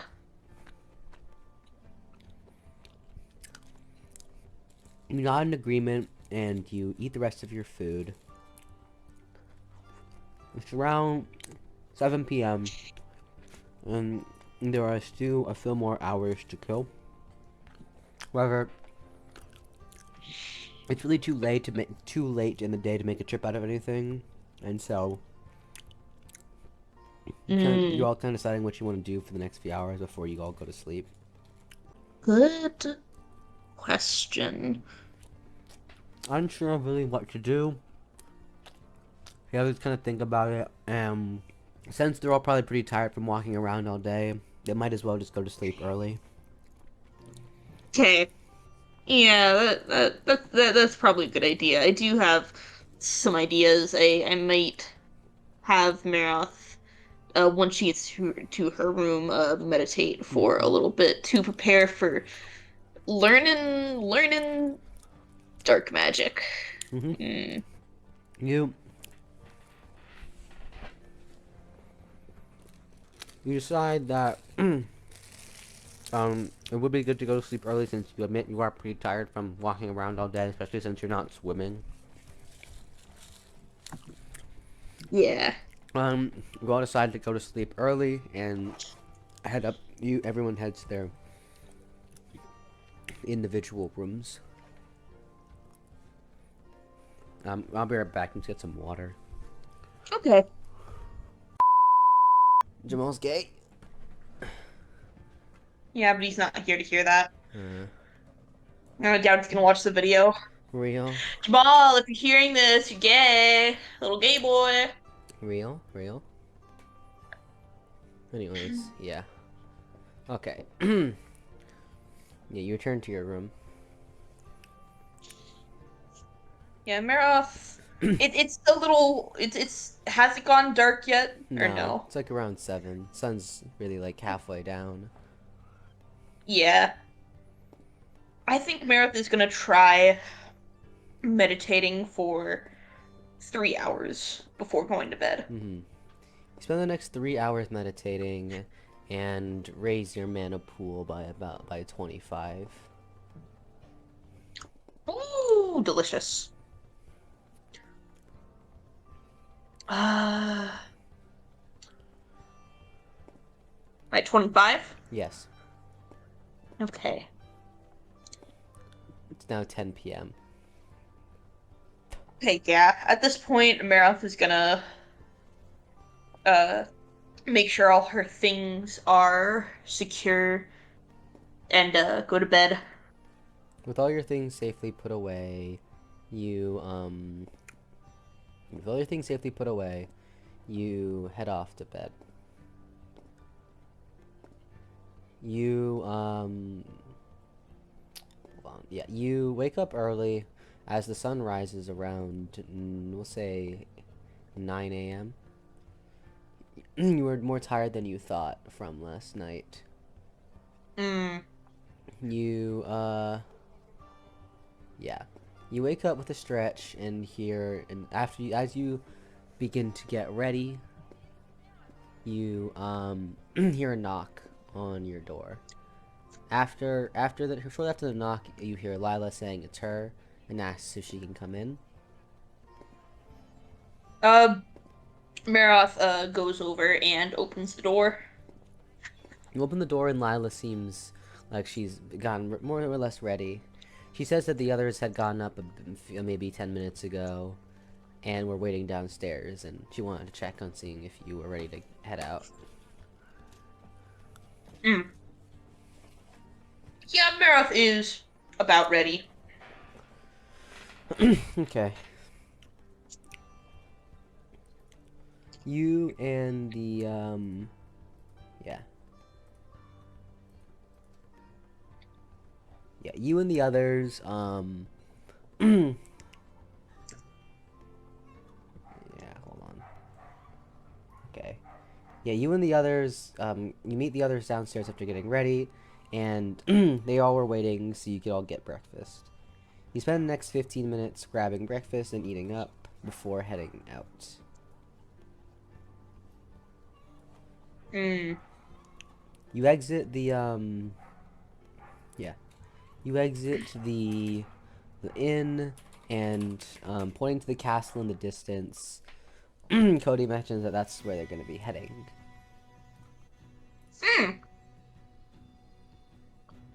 Okay, you nod, and the others follow you. As you walk, As you get closer, Maroth is gonna look up to Cody and ask, can I have the book back, please?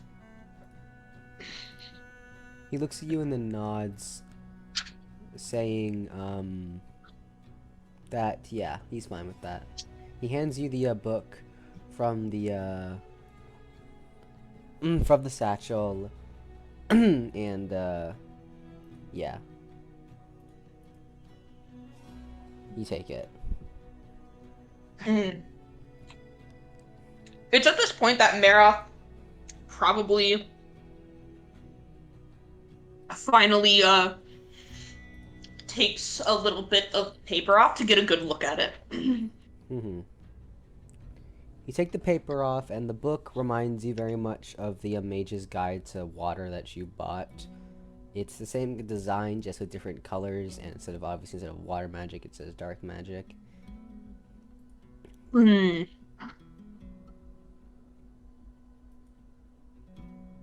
While they are walking, Maroth is gonna open up a few of the pages that start to list off some spells and try to take a look at those. You flip through the Mage's Guide to Dark, and note that there's only one rank of spells. You remember that someone told you that dark spells, light spells only begin at greater, and there are no basic versions. You go Come again? You remember being told that light and dark start at greater tier, that there are no basic tier dark Okay. spells. So this book has all 10 greater light spells. Okay. As you walk and read, the list reads as follows: Prismatica Greater. You just skim through. Do I just skim through all of them? Yes, please. Decide to just skim through all the spells to understand what they are and become interested later. You read the whole thing. The first one is the weapon spell Prismatica Greater. The user summons a crystal prism made of light to wield. This prism can fire rays of light when mana is poured into it. It can also fire one concentrated ray of light and emit a light shield when filled with mana. Finally, it can also shine blindingly bright when filled with mana. So It's a light spell? yes. But this is the Mage's Guide to Dark. Oh, sorry, wrong part. I was thinking of something else anyways, yeah. Hmm. Dark spells, yeah. The dark weapon is known as Kenos. The user creates a scythe made of the void to wield. When the user slashes without hitting anything, a spinning magic scythe is launched in the direction of the slash. The user can also spin the scythe to use as a magic shield. Next Ooh. spell is Field of Dark. The user infuses all land in the area around them with dark magic, increasing the damage of dark spells and the movement speed of people with dark affinities. It also blocks light from entering the field. And then there's Ooh. Okay. Ball of Shadows. The user creates a ball of dark magic in their palm that they can throw in the direction they're aiming in. Dark Lance. The user creates a lance made of darkness they can throw towards their enemy. It reminds you of Water Lance. Hand of the Void. The user releases multiple dark tentacles from their palm. Tentacles can each target one person or the same and will try to pierce them. Then there's Shadow Walk. The user enters the shadow of an object that allows them to move between connecting shadows. The user can be seen as they will always be slightly darker than the shadow they are in. And there's Black Beam. The user fires a concentrated beam of darkness in the direction they're aiming in. Void Rain. The user creates a large black cloud above themselves that proceeds to rain acidic dark raindrops. Void Shower. The user rapidly shoots 5 balls of darkness from their palm in the direction they're aiming in. And lastly, Demonic Pact. The user summons a normal class demon to fight for them. Every 5 seconds the demon is deployed, costs the user 20 mana. You note that the average mana cost between all these is just like this, similar to the greater spells in the water, around 170. Okay. Okay.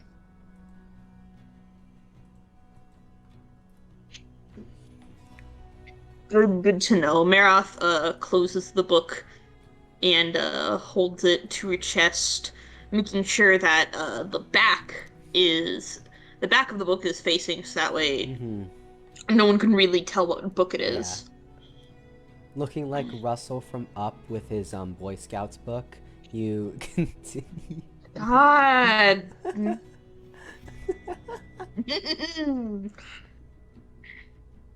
Verb listening to me to make the most random ass connections to what Maroth looks like that are somehow accurate as well. Oh my god.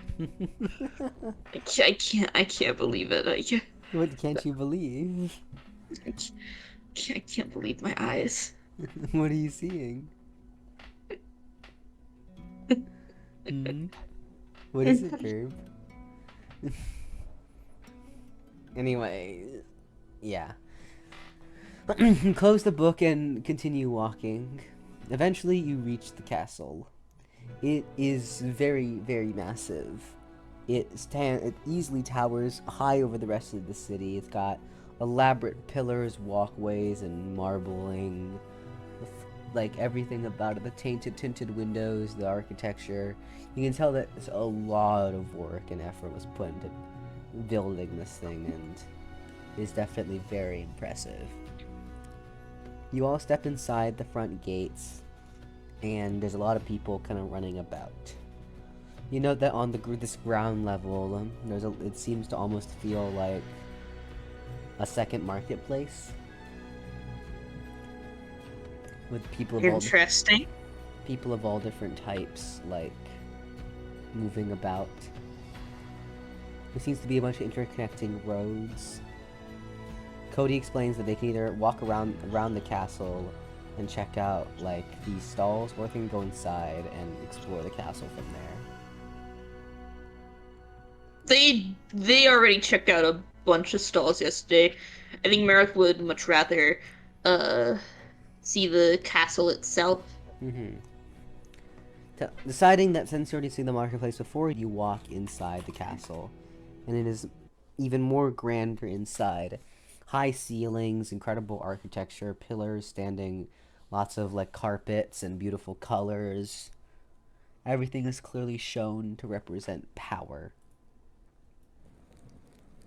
You notice that there appears to be a maid working around helping people find where they need to go. Mm. Rowan walks up to the maid and kind of asks her about what they can explore in the castle.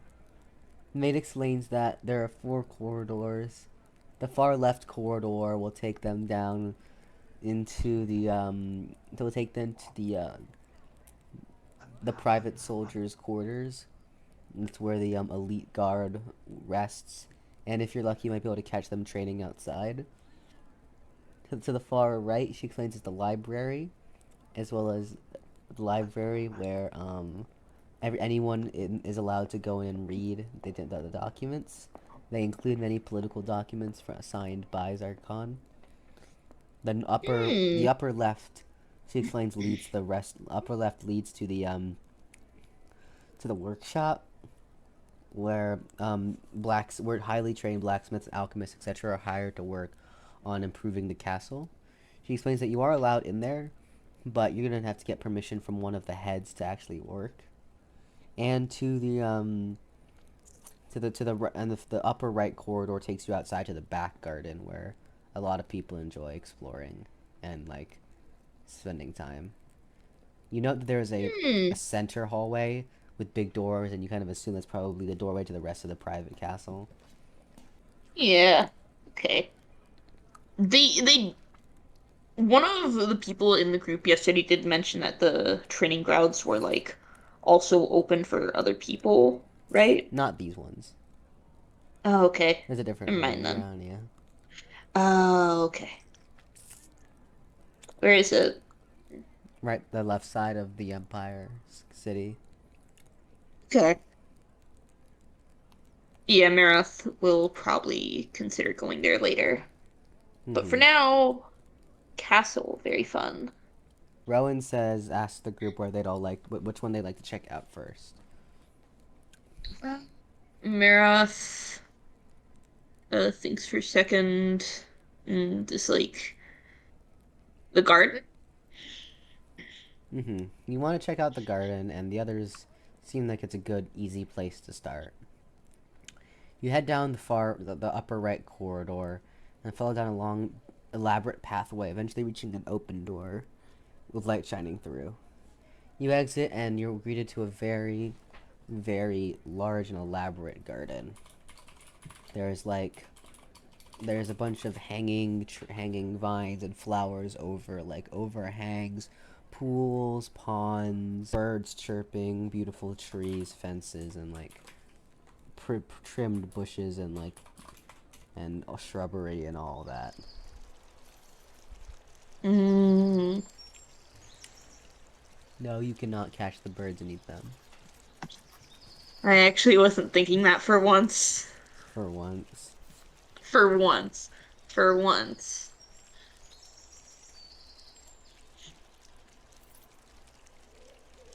Does sound very nice though. Hmm.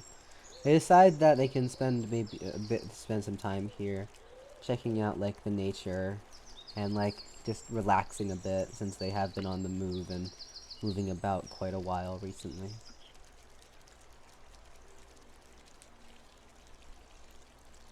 Mm.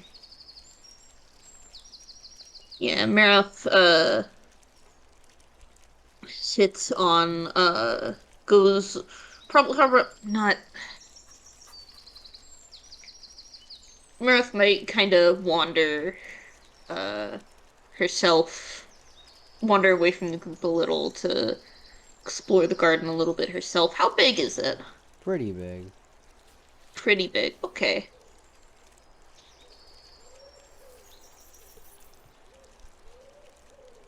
Hmm. You figure that um, the group kind of agrees to just like explore on their own, and you go off on your own to explore the garden. You begin just kind of wandering in a direction. The um kind of like you said there were a lot of shrubs, but is there anything particularly like a little more unfamiliar to her? Everything's unfamiliar. Everything in this world doesn't just slightly looks like stuff from your world. Mm, Everything from the flowers to the bugs to the trees. Do any of the flowers or plants, especially the flowers, look like anything she's seen outside of the city? Yes. Okay. I think Maroth is gonna uh try to find a place that doesn't seem to have as many, if possible, doesn't have as many visitors nearby.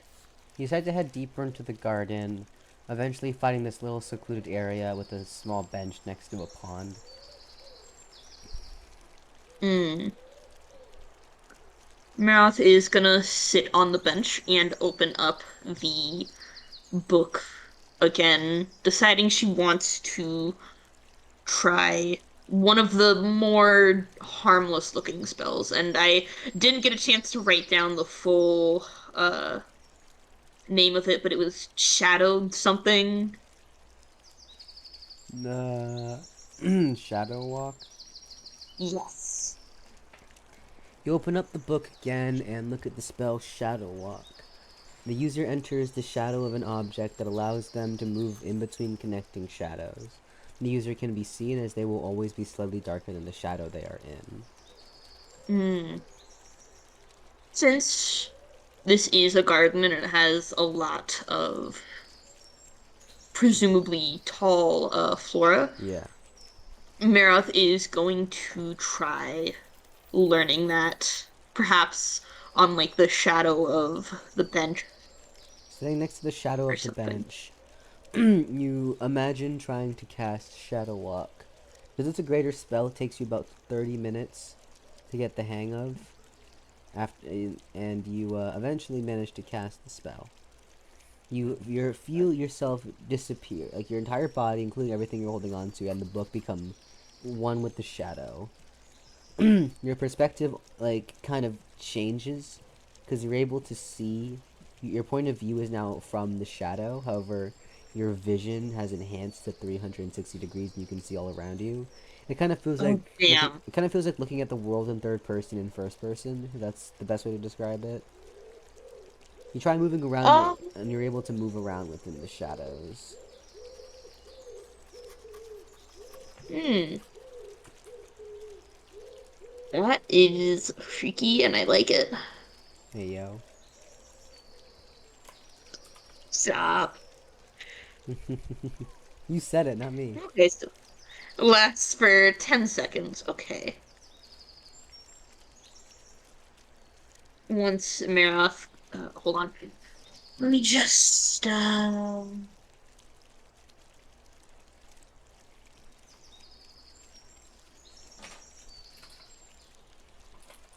the other spells seem a little bit too dangerous to learn here, You don't so, say. yeah. So Maroth instead just, once she ends up out of Shadow Walk, she ends up sitting back down on the bench looking through if there's any other spells that she hasn't quite checked out yet. Like, for dark? Yeah. That was all of them. Oh, It's only man, 10. how big is this book? Not that big. Ah, damn. Okay.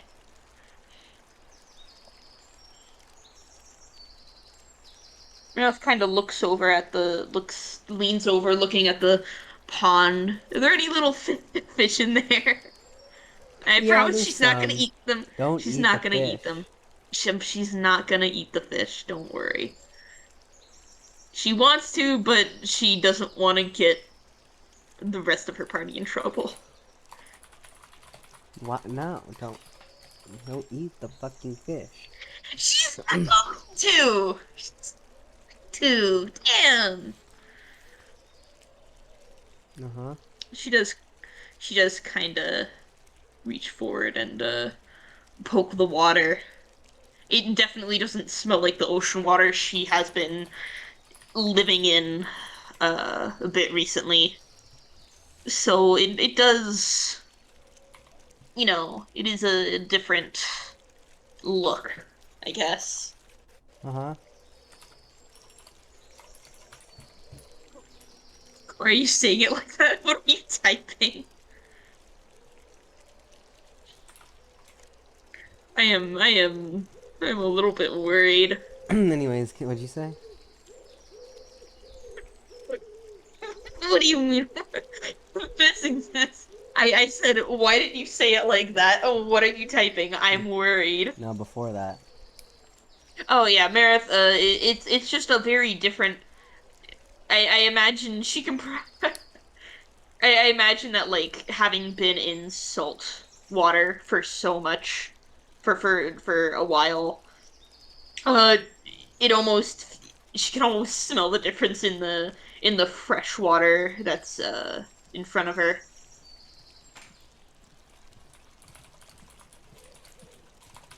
What are what are you typing? Don't worry about it. I'm so worried. I'm worried. Anyways, yeah. Yeah. You kind of sit there after kind of putting the book down. Kind of just, appreciating the nature, Watching the fish. watching the fish. And suddenly, you hear a voice calling out to you. Hmm. A man seems to be, approaching you, not one from your party. He says, So, yeah. as it's getting closer, Maroth picks up the book and kind of holds it to her chest to hide the title. He says, he says, you know, he says, pr- protecting a book like that only makes you look more suspicious about it. Maroth has a very, very suspicious look on her face. Her little fins kind of sticking outward a little bit. What's this guy look like? You don't know. He has a hood. Oh, okay. That's even more. Oh, that's even more worrying. His face is covered, and he asks, and he kind of asks if she's a visitor to the castle. Maroth nods because what else would she be? He seems intrigued, and asks if you mind if he also sits on the bench. He's also a visitor, and he's been walking around for a while. Maroth nods, scooting over to give him a little bit of room. He sits down, and for some reason, no matter how he moves his head, the cloak seems to stay oddly well covered over his face. Ooh, Maroth is a little bit jealous. It's copium. Um, he asks if she's enjoying the castle so far. Maroth nods. I mean, she hasn't seen much of it, but this is nice. He smiles. After looking at her for a bit, he kind of puts his hand on his chin and tilts his head a bit, and asks, "Aren't you that demon girl who killed the Leviathan?" Uh, Maroth's head lowers a little bit, and she nods, looking a little flustered again at being recognized. He laughs, saying there's no need to be so flustered about that.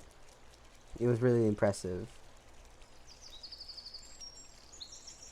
Maroth mutters out a little thank you. He says that he had noticed he had heard news that he had heard news spreads fast here, and he had heard about her. Kind of looks at her and asks, how kind of looks at her and asks rhetorically, "How are you so strong?" He continues, looking at note and saying, and you've managed to acquire a dark magic book. Very impressive. Maroth nods, her hands, her grip on the book tightening a little bit. He laughs again, saying, Why would I steal it from you? I have dozens." Maroth looks up at him a little bit shocked, Hmm. considering what she has heard about it. She smirks and says, "Oh, well, yes, the Moon Elves try to hide their secrets about dark magic. Enough money will open their mouth." That makes a lot of sense, but now that leaves more questions than it answered. You don't say. The man, as you look at the man, one thing you notice, because although you were kind of busy on his cloak, you note that everything else about him seems oddly unremarkable in an abnormal way. From his demeanor to his figure to like the way his mouth to like the way his hands move, everything about him seems abnormally ordinary. Like it almost feels like he is specifically trying to not stand out as least as possible, and it almost feels like it goes beyond just his appearance. Uh,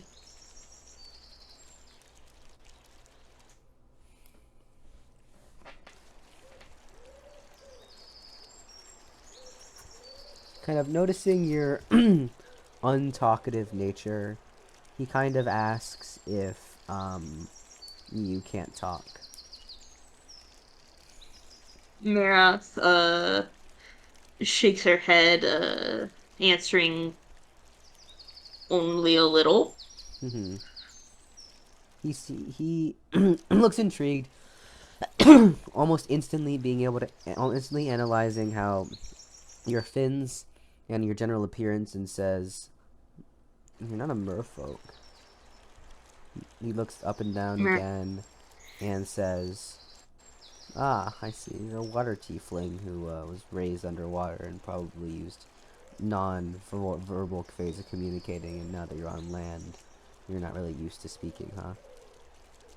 Maroth nods, that being basically what can be assumed happened to her entire species. Mm-hmm.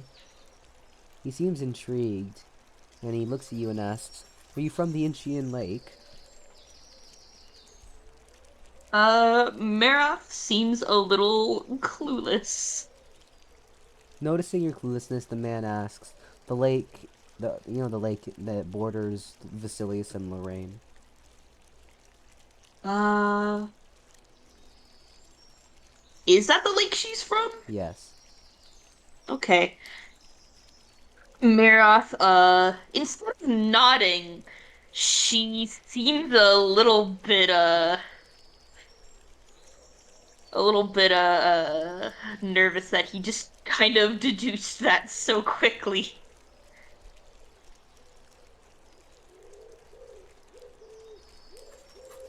He shrugs it off and says, I've just heard stories about a very ancient tiefling race that secluded themselves deep underneath, inside the Incheon Lake. Most of the tieflings just retreated back to the demon realm, though they had taken over, become the urban myth of the lake, one could say.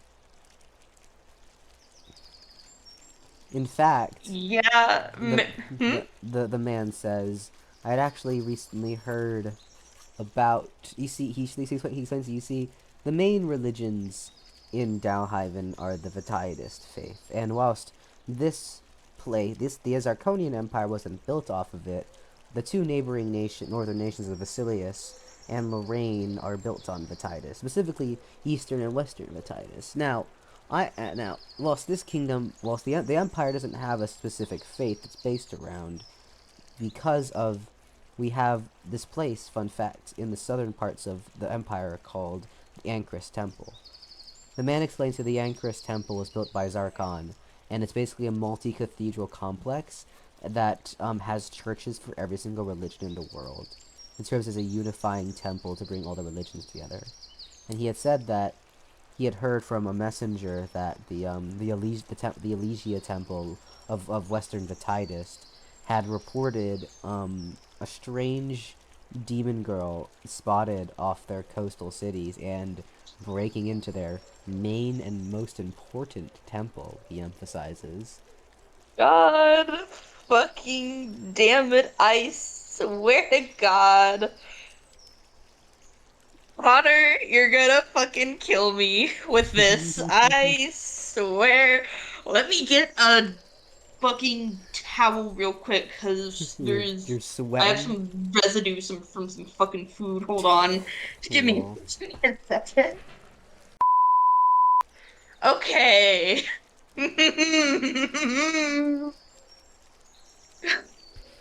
Connor. Hmm. Okay. Yes. So at the mention of all of that, Maroth is just staring up at him with like these wide, very, very, very nervous eyes.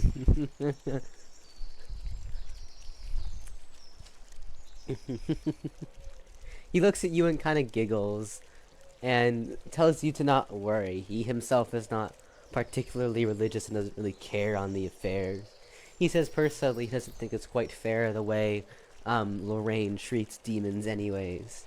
He just said it was interesting to see how the secluded race of tieflings that have since become nothing more than an urban legend, and they're especially known for their schooling and their and like instinctual desire to stick together, broke off from the flock, and then managed to sail down Lorraine, break into the most important temples, one of the two most important temples in the entire Vitidist faith, get out alive, and then somehow cause chaos in two of Lorraine's port cities before eventually escaping to Acheron, and then deciding to joining a human party, becoming a B-rank adventurer, and then somehow arriving here in Zarconia. Maroth has this dumbfounded look of, one, that he knew all of that, and two, when you say it out loud, yeah, it's kind of ridiculous. Like, she almost thinks she agrees with him. It is kind of. Ugh. He laughs a bit more and kind of says, "You really are an interesting character. I knew I was right to head over here." He says that like this entire meeting had basically been planned. God! What? But before you could like respond, the man then stands up and tells you that it was nice talking to you, and he hopes they'll meet again one day. The man then stands up and the man then stands up and in the blink of an eye just disappears. Sure. Sure. Okay.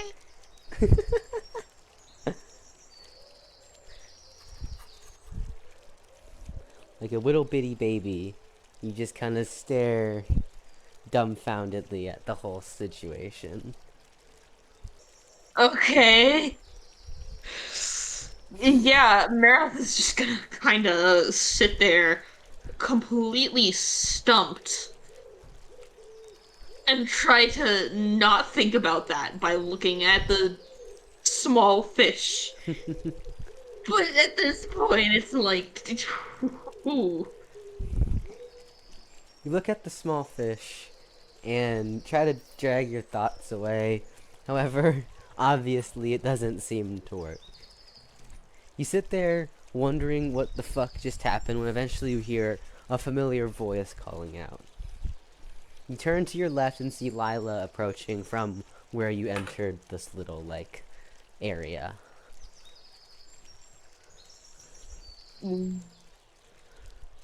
Maroth gets up and walks up to her.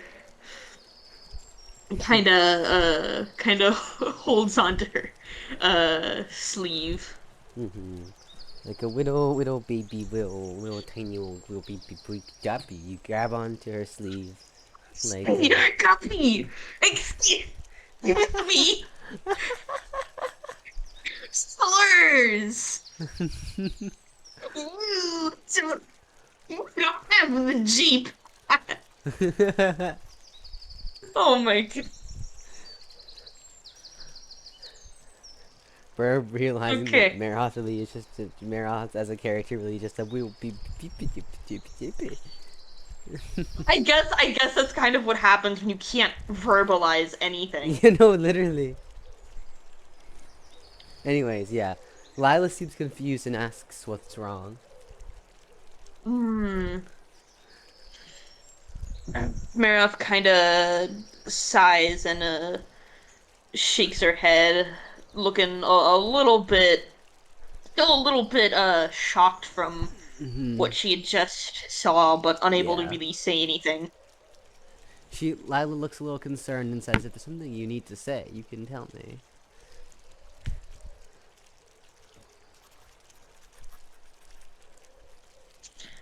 Maroth kind of stammers to get a few words out, but she does manage. There was a guy who knew everything, and she kind of points. She kind of gestures to herself.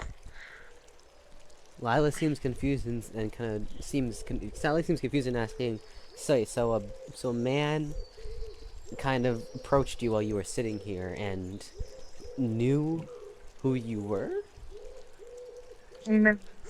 Nods. She asks, does he know who you are before you're in amnesia? Maroth shakes her head. He didn't really seem to. He says, so he's been keeping an eye on you, I guess? Is that one way to describe it? Maroth pauses and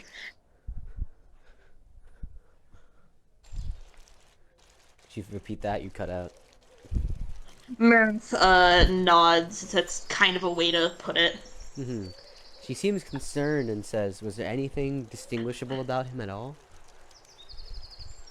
Maroth shakes her head.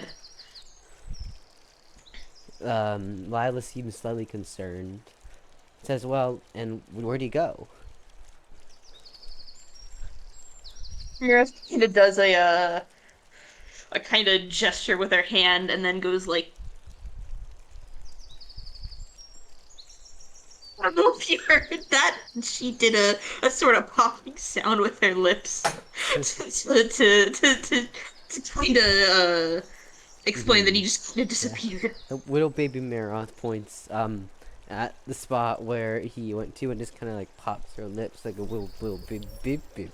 But Lila doesn't seem to understand what she means. Maroth kind of gathers herself.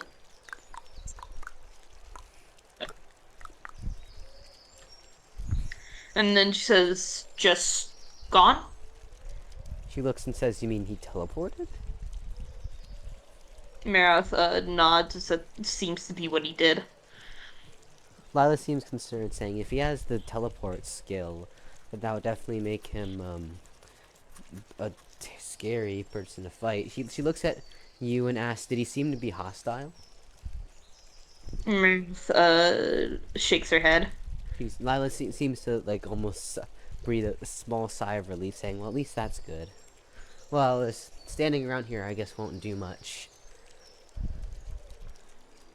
Yeah, the others have finished much. It's been about an hour since they entered the garden, and Lila says the others are ready to explore more of the castle. That's probably for the best. As you walk away, unbeknownst to you, a figure in the trees is still looking down upon you, muttering to himself. Dad. Hmm? I don't know. I don't know. I'm letting verbalize my reactions without having to actually say anything. Damn. Yeah, and it makes you look like a little baby. That's who Burb really is. She's a little chibi baby. I mean, I wish I was, but that's never gonna happen. Nuh-uh. Maroth is just Burb's personified desire to be a little gremlin child. Indeed. Hmm? Indeed. And you're not wrong. You get mad whenever I call you out on it. I don't know. Anyways, yeah. You follow you follow Lila back to the party who's at the entrance of the gardens, and Lila kind of explains what's happened to the others, and they see a bit on guard, but recognize there's nothing they can really do about it. Deciding that for the benefit of Maroth, they should probably stick together from now on. The others kind of agree. Hmm. They then decide to figure out where they want to explore next. Well, do any of them have a specific spot in mind? Not really. Up to you.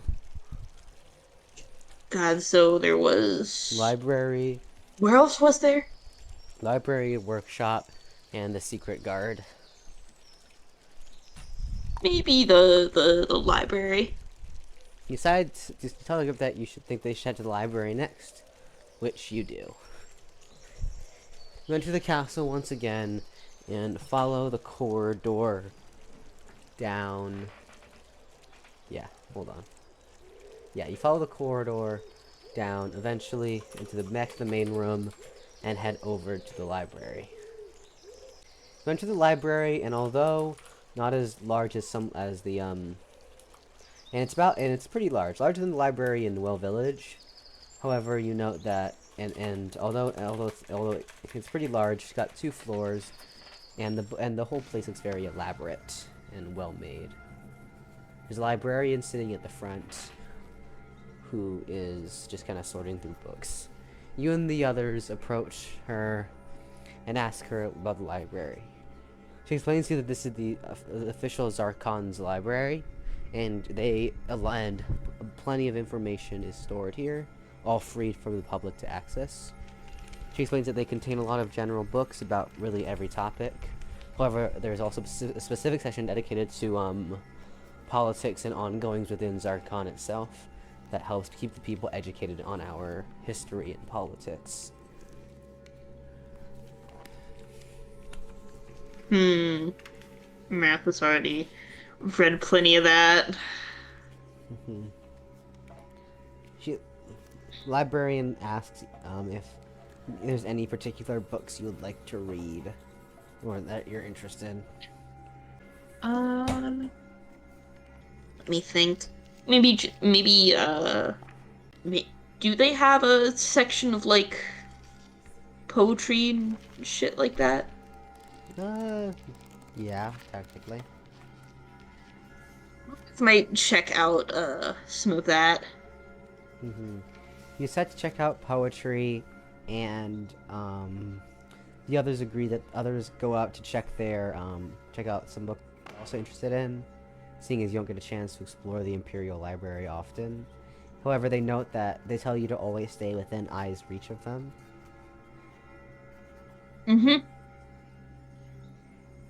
Okay. You walk over to the poetry section, which is on the right side of the first floor. It's a bunch of books. Oof.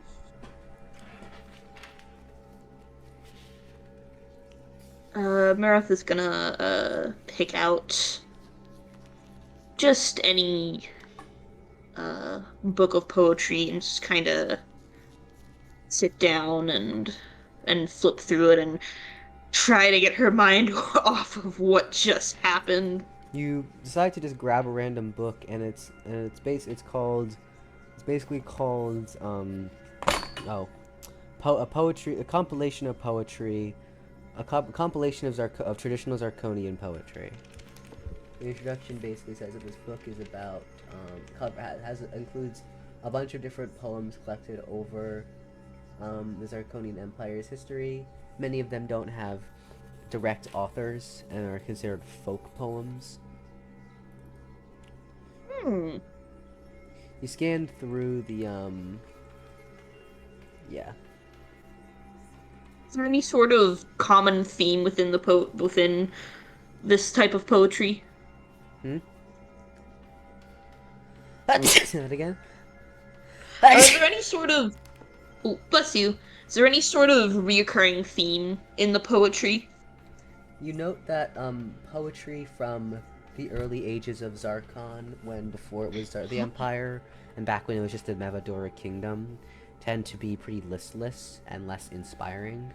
And you note that as the millennia goes on, as we enter into the stage of the Zarconian Empire, the poetry becomes a lot more fluent and passionate. And you note that this might have to do with Zarkon taking over, which might have led to almost like a cultural renaissance at the Empire. Some of the poems talk about Zarkon, some of them don't. But there's no general overpraising of him.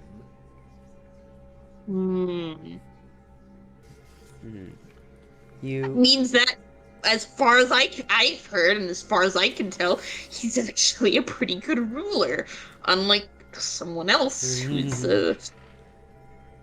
Yeah.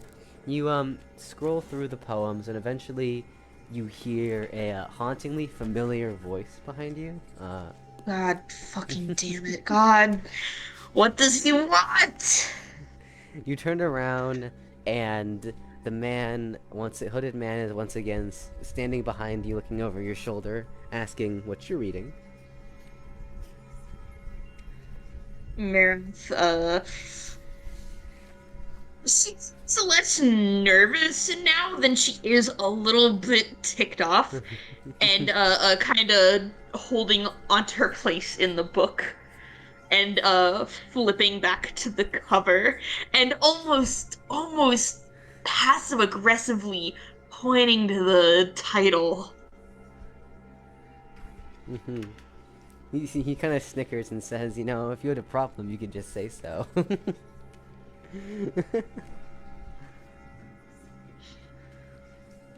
Maroth looks up, just kind of tilts her head up, looking a little more ticked off. He giggles more, and you notice that none of the others notice his presence, not even the librarian. They even notice them, like Lila and Jade, looking back at you every once in a while and like giving smiles when you look at them, and you hesitantly smile back, but they literally don't see him. Oh, damn, okay. Maroth kinda points to one of the seats next to her, because she'd rather not he be just standing over her shoulder. He sits down and asks if you were enjoying the Zarconian poetry. Maroth nods and kinda whispers, not really looking at him, still looking at the book as to not... Cause now it's like... I don't want anyone to, like, catch on too much. She kind of whispers, what you want. He looks at her and just goes, "Oh, me? Whatever do you mean? This library is a public place. Am I not allowed to, browse the books?" He says a book appears in his hand, and he starts pretending to scroll through it.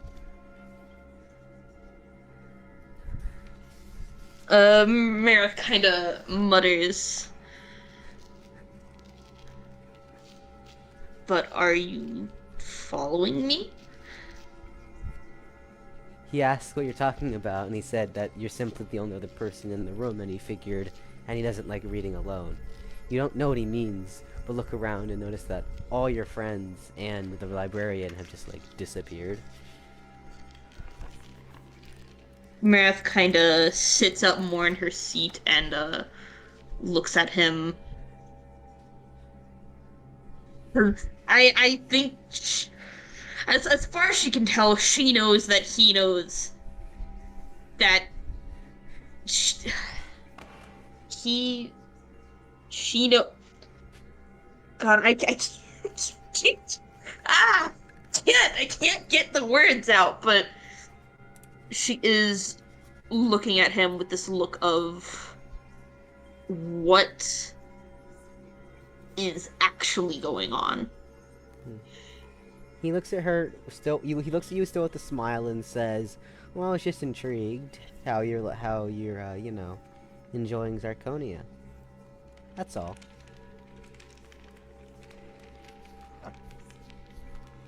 Maroth, surprisingly does answer back, although with this sort of look on her face. It's nice. She's still whispering because, like,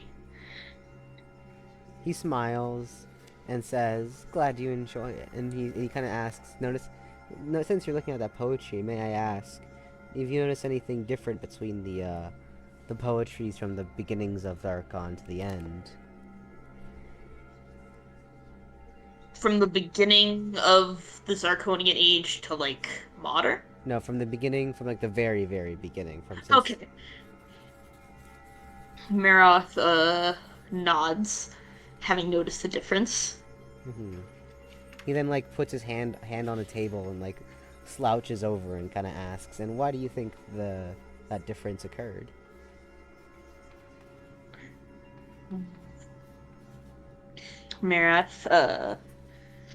Maroth's fins kind of flicker, a little bit more nervous. Not flicker, like flick a little bit. Uh-huh. And Maroth, Like a dog character whenever you put treats in front of him. whatever. God. And Maroth kind of whispers, the people are happier. He smiles and says, "That's right. Ever since Zarkon took over, the prosperity in both economics and politics have become considerably better since the switch from the Neo-Mevadora kingdom to the Empire of Zarconia." He then looks at you and asks, "What exactly do you think of the Emperor?" Maroth flips another page, and he mutters, "He seems fair." He nods and asks, "Anything else?" Let me look back and see what she remembers.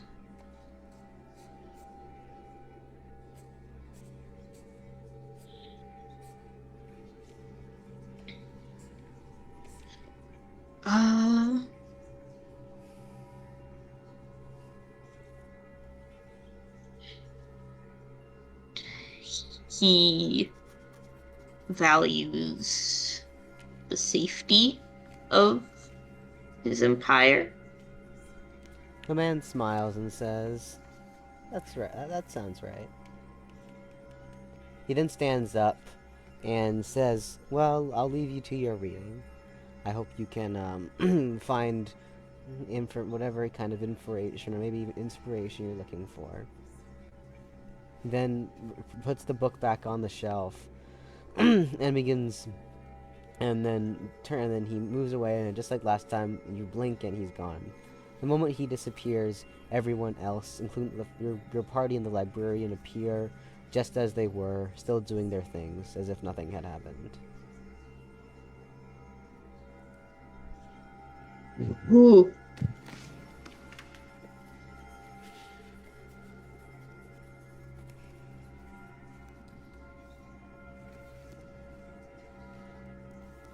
Is it with a K or with a C? Is what? Zarkon? Zarconia. Yeah, it's a C. Damn it! Didn't you make that same mistake before? Yeah, I did.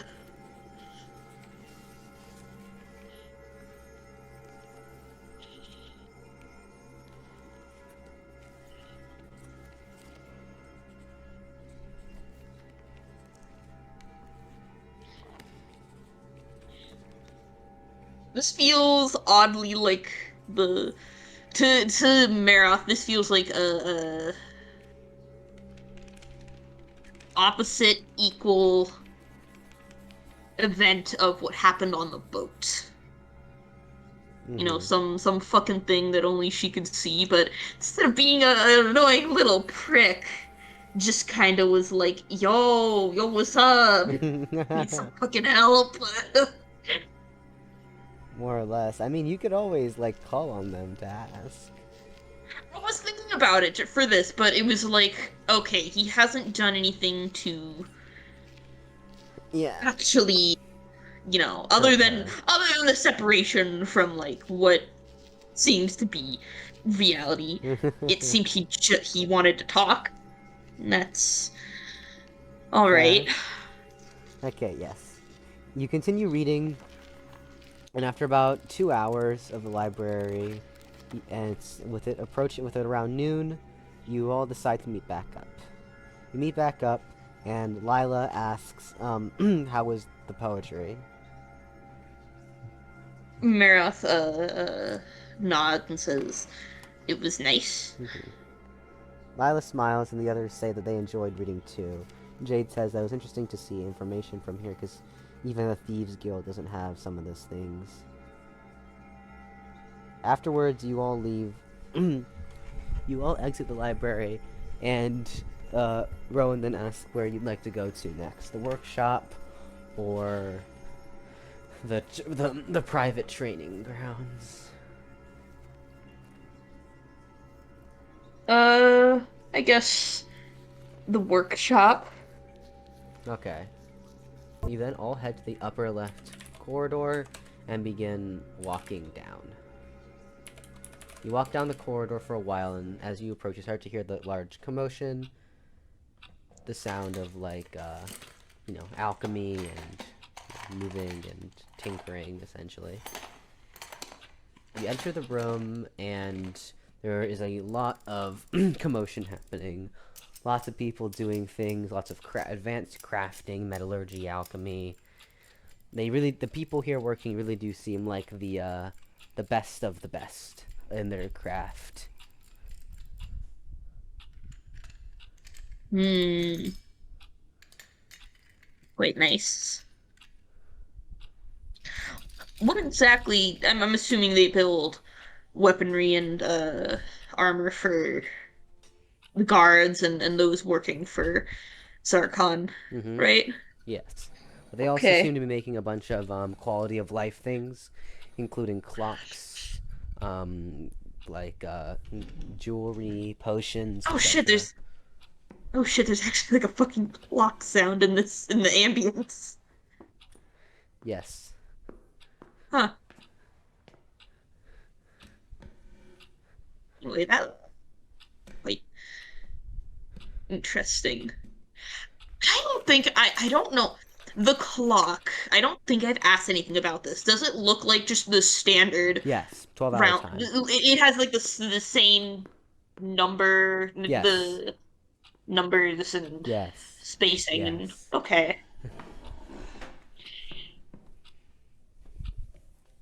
That is interesting. So the days are presumably the same length as her old world. Yes. Okay.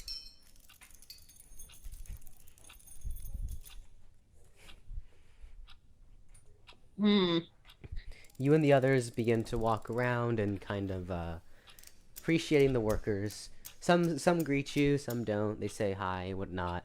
And it's a really advanced place, and you imagine you must be pretty skilled to be able to work in this place. You marvel at the creations, and some of the people let you essentially sample like some of their creations. One of the workers hands you a stopwatch, not a stop, but like a hand clock. It says that this is one of their creations. It's a portable clock that helps a lot of people. You take the clock and look at it in your hand, kind of acknowledging its craftsmanship, and notice how time is the same here as it is. When suddenly the clock just stops. You think that it was broken, and you think that something might have happened to it, and you get concerned because you think that you might have accidentally damaged it. So you attempt to hand it back to the man who had made it, but he seems to be frozen still. And you then turn around to Yeah. look at your party and everyone else in the room, and they are all also completely still. Maroth kinda does this very breathy sigh, and her ears flick as she looks around for that master. Mm-hmm. He says, "Up here," and you look up, and he is standing on the roof. On what? On the roof. Oh, like upside down. Yes. Meryl almost almost this like desperately confused voice is like, why? He smiles and says, "Well, when you keep giving me reactions like that, it's hard to not." Meredith actually agrees that she'd agree with that if she were messing with someone, which she has done a little bit Just a of. bit. Mm-hmm. He then jumps down as he reverts his gravity back to normal on himself and lands. He then looks at the clock in your hand and kind of asks what she thinks of the craftsmanship of these like craftsmen. It's very beautiful. He smiles, seemingly happy that you thought so, and says, "I agree." He then takes the clock out of your hand and puts it back in the worker's hand, and then he kind of gestures you to follow him around the workshop. Martha is kind of like, you're not gonna continue this when I'm away, right? He asks, "Whatever do you mean?" Do you know what I mean? He says, he kind of puts his hand to his chin like, I don't know, do I? Mara shakes her head like, yes. He looks at her and kind of tilts his head saying, "I don't know, you're going to have to explain it to me." Marath kinda has this like very angered gesture, and she's like, because she can't really, she still can't quite get the words out. He smiles and says, "Well, anyways, follow me." Marath looks at the others and walks after him. You follow him around as he seems to be inspecting the wares, kind of showing you some. He shows you all sorts of things like thermometers, bigger like grandfather clocks, things like better jewelry, looking sharp weapons, and he says, "This is the best workshop in Dalhaven." He looks at you and asks, "What exactly do you think of, the whole place?" It's impressive. He smiles and says that I agree. The work these guys put in every single day to benefit the Empire is always been very admirable to me. You walk around a bit more as he shows you the wares, and he asks, he looks at you and asks, do you have any interest in craftsmanship?" Marath kinda shrugs. It's not in doing it, but The man just kind of shrugs and says, "Well, good to know that you enjoy such that you enjoy the artistry and the craftsmanship here." He then looks into he then pretends to look at like a pretend watch on his wrist and says, "Oh, would you look at the time? It appears that's all. It appears I have to go. Well, I hope you enjoy the rest of your trip around the castle," he says while smirking. He then Shit. snaps his fingers, and suddenly you feel your body moving on its own. You forcibly retrace all your steps and end up right back where you were with the watch in hand, and time unfreezes. Ooh. Everything returns back to normal, and the person who had made the watch, kind of looks at you and says, "Ma'am, are you all right?" Oh, hold on. Maroth kinda, she just blinks and she nods and she says, "It's a very nice watch," and she hands it back to him. He thanks you for the compliment and returns back to working. Lila then kind of looks at you and asks if something was wrong. You seem to have a bit of a moment there. Maroth, shakes her head, kind of looking a little unsure. Mm-hmm. With so, um, yeah, with so, you continue to explore the workshop, and although you've already seen the items thanks to what that little experience, you still enjoy it, and the others seem to enjoy the tour as well. You end up spending an hour, about 30 minutes in the workshop, and it's now around 12:30. You can now explore the one last place in the castle, which is the private training grounds. Mm.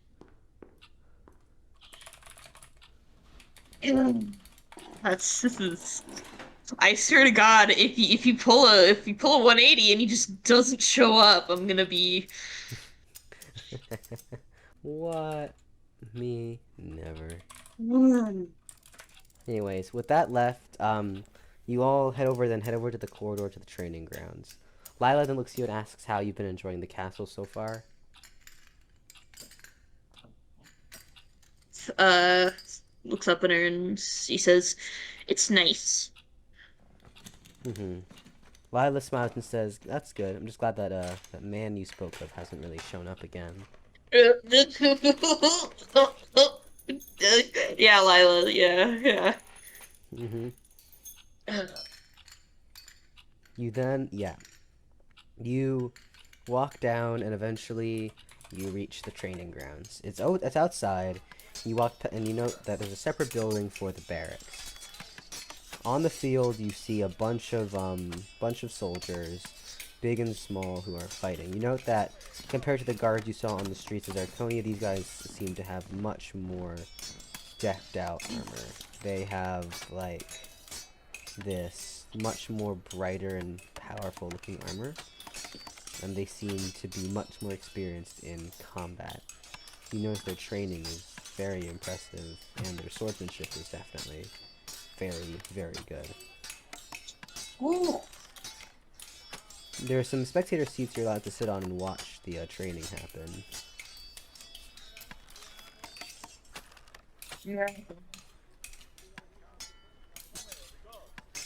Maroth, I assume does sit with the rest of the party, but she is. Well, she is watching it, but she is just waiting for something to happen, and I get the feeling nothing's gonna happen, and that. Hmm. You sit there waiting for the man to show up again, and as you sit there with the others who seem to be very intrigued on watching the advanced soldiers fight, you then watch, and as if on cue, time seems to freeze again.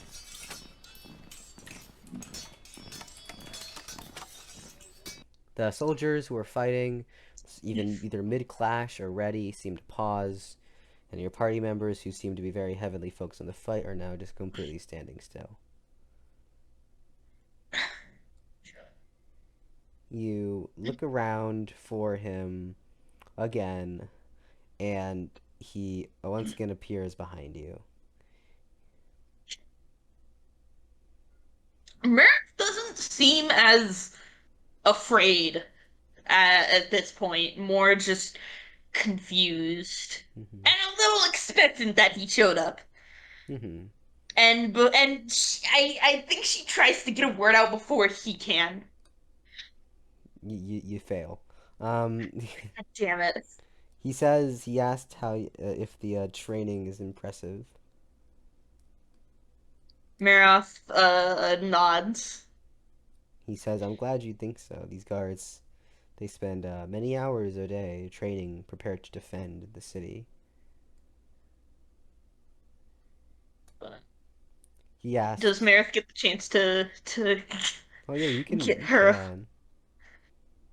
Maroth stops and then tries to stop him and ask, "Can I ask you a question?"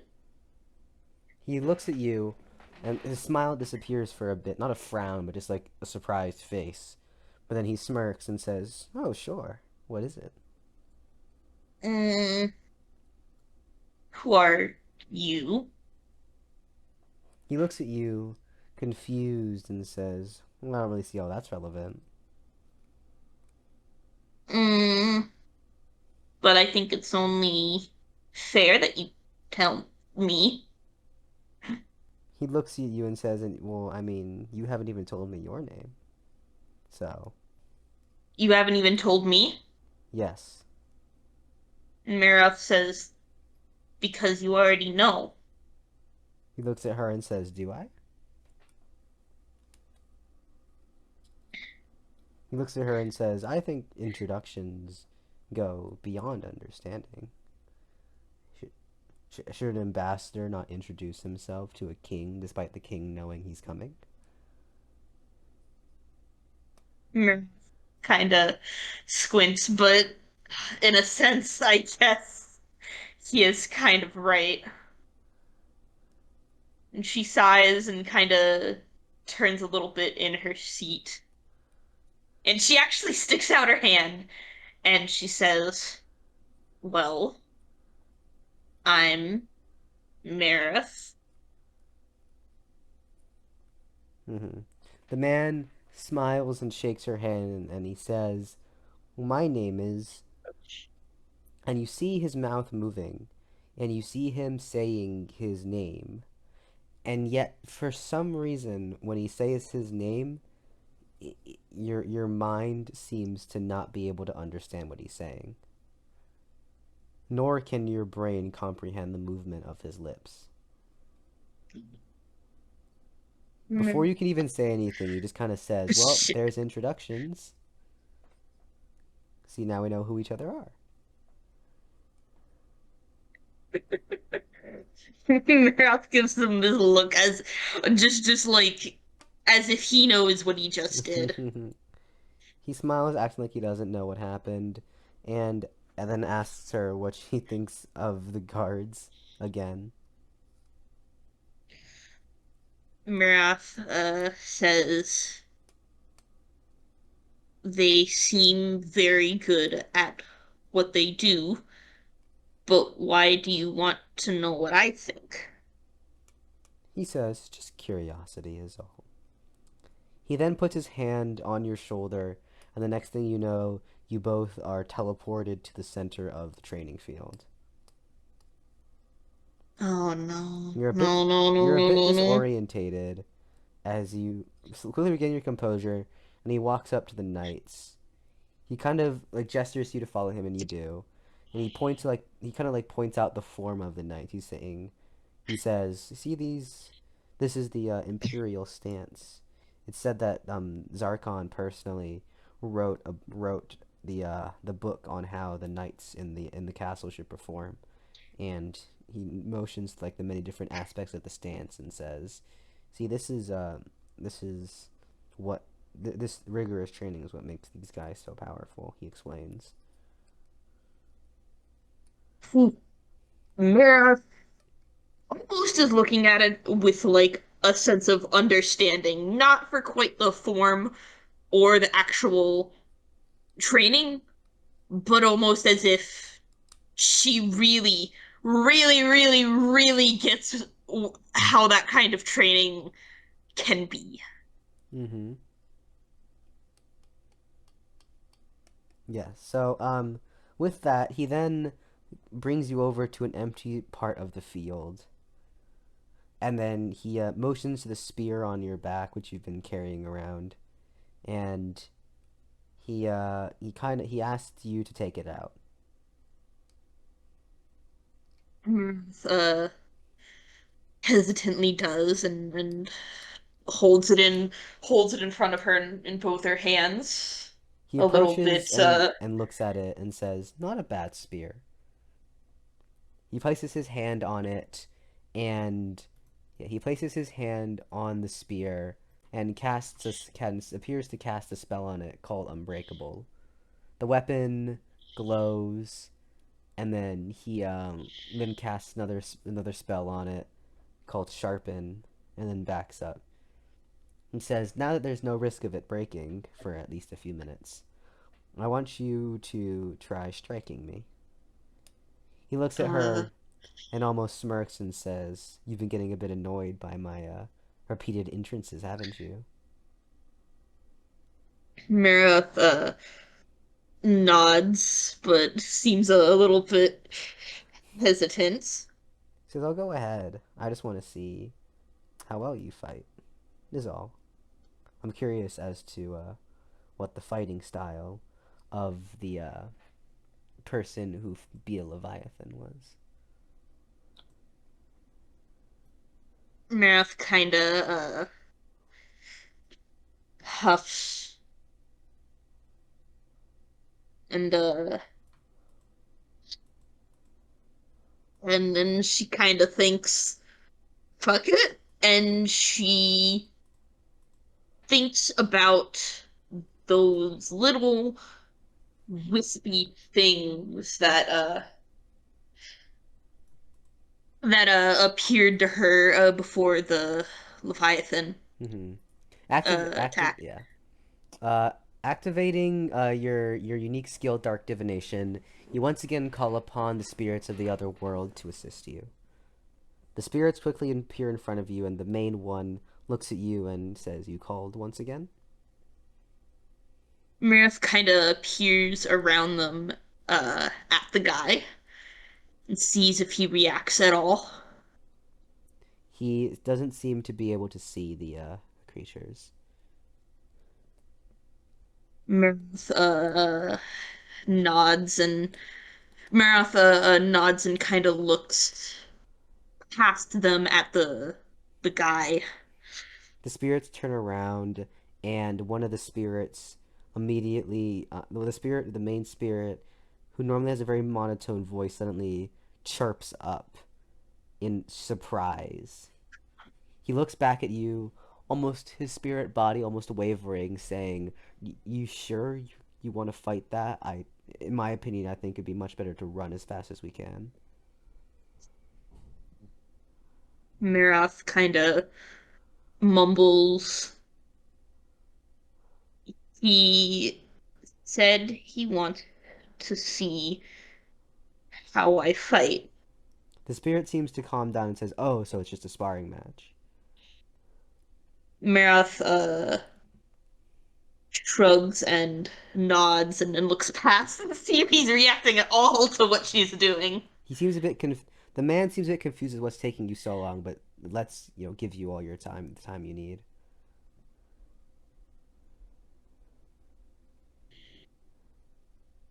Yeah, Marath nods at the spirit. Mm-hmm. He says, "Well, all right. I suppose I can assist you." The spirits fly into you, and once again you feel the power, your skills activating once again.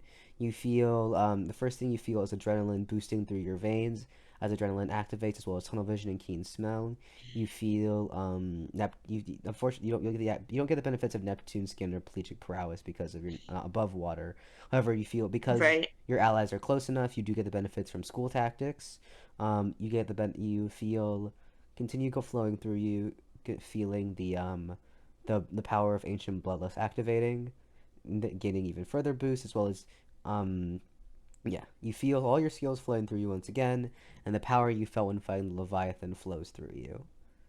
You ready your spear with energy flowing through you and face the man who seems to be getting ready to take on your attack.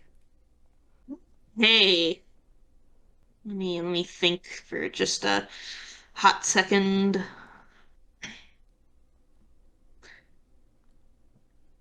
The Uh, the man looks at you, wondering what's taking so long. He then asks you if anything is what's taking so long, and then almost seems to deduce it, and then he says, "Oh, I know. What's wrong?" He extends his hand and casts the spell Might of the Ocean, and suddenly a massive wave of water pours out of his hand. However, using his power, it seems, he controls the water summoned from Might of the Ocean and essentially creates a massive box of water. You are now both essentially swimming in this just oh shit. big ass cube of Okay. water. In water, you haven't been in water for a while, and it feels really good to be able to swim once again. You also feel the benefits of Neptune's skin and pelagic prowess also activating, gaining you even more power. The man is there hovering in the water and looks at you, motioning you to attack.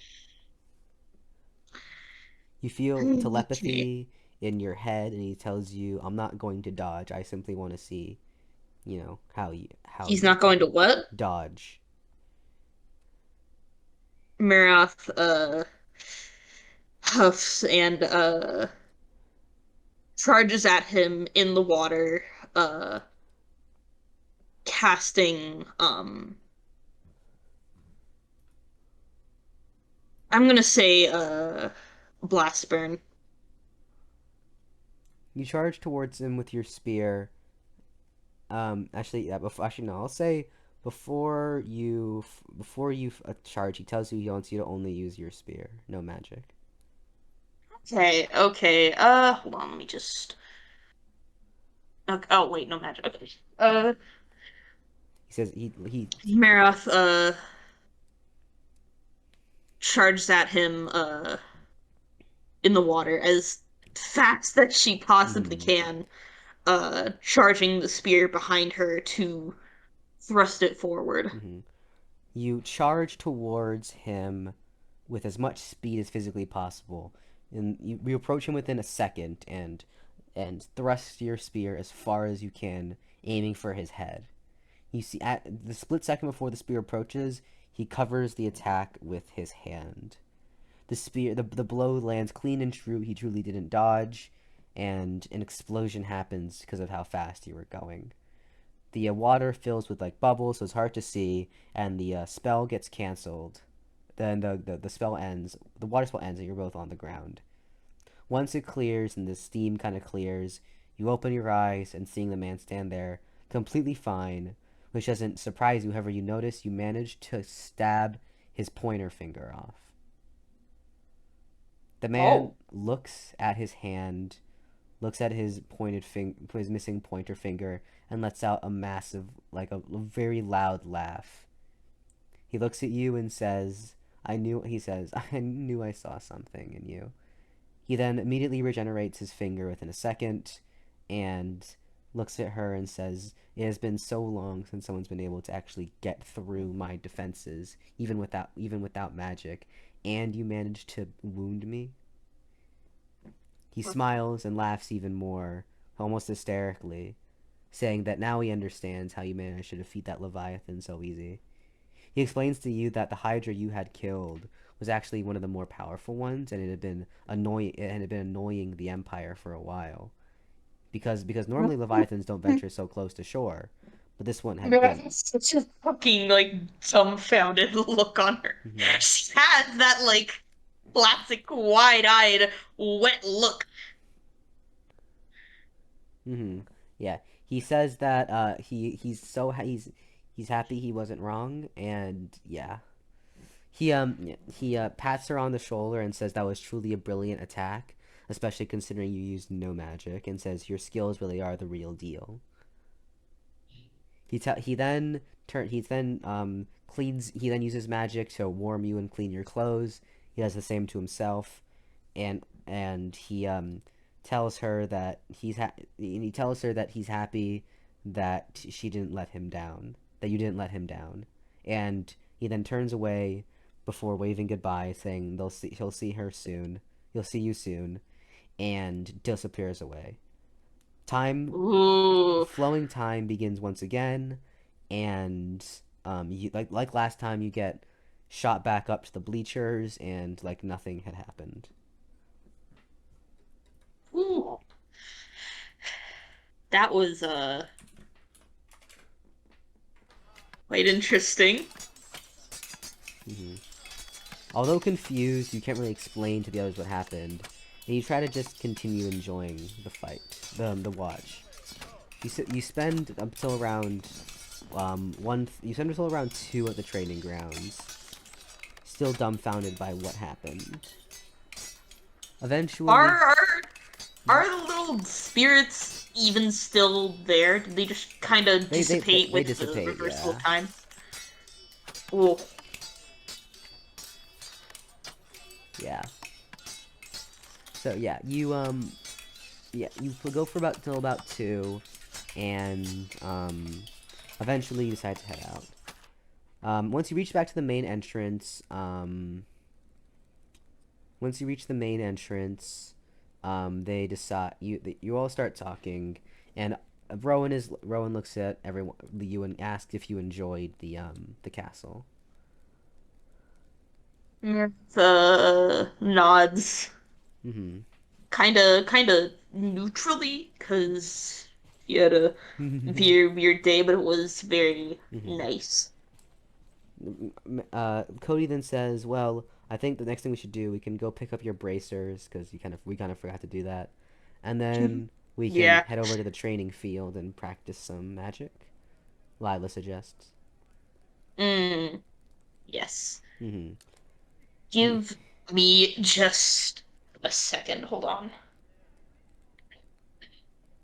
That the boss of Dread?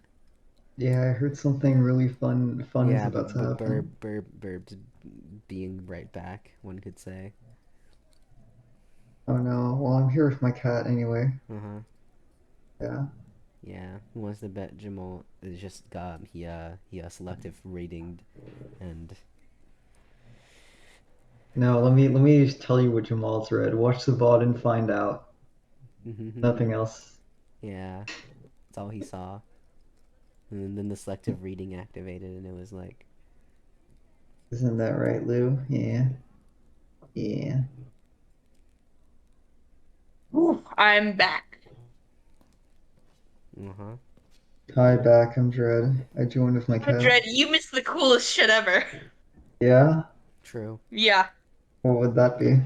That's super cool. Uh, mm, I don't know how to explain it. By explaining it.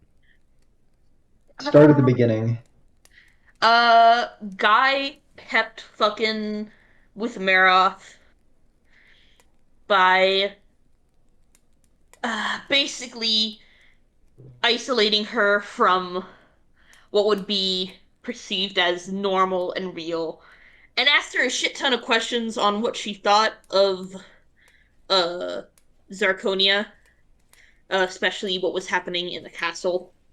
Yeah. And as some sort of, I guess, test to see what the uh Leviathan Slayer was actually really like, had her try and strike him.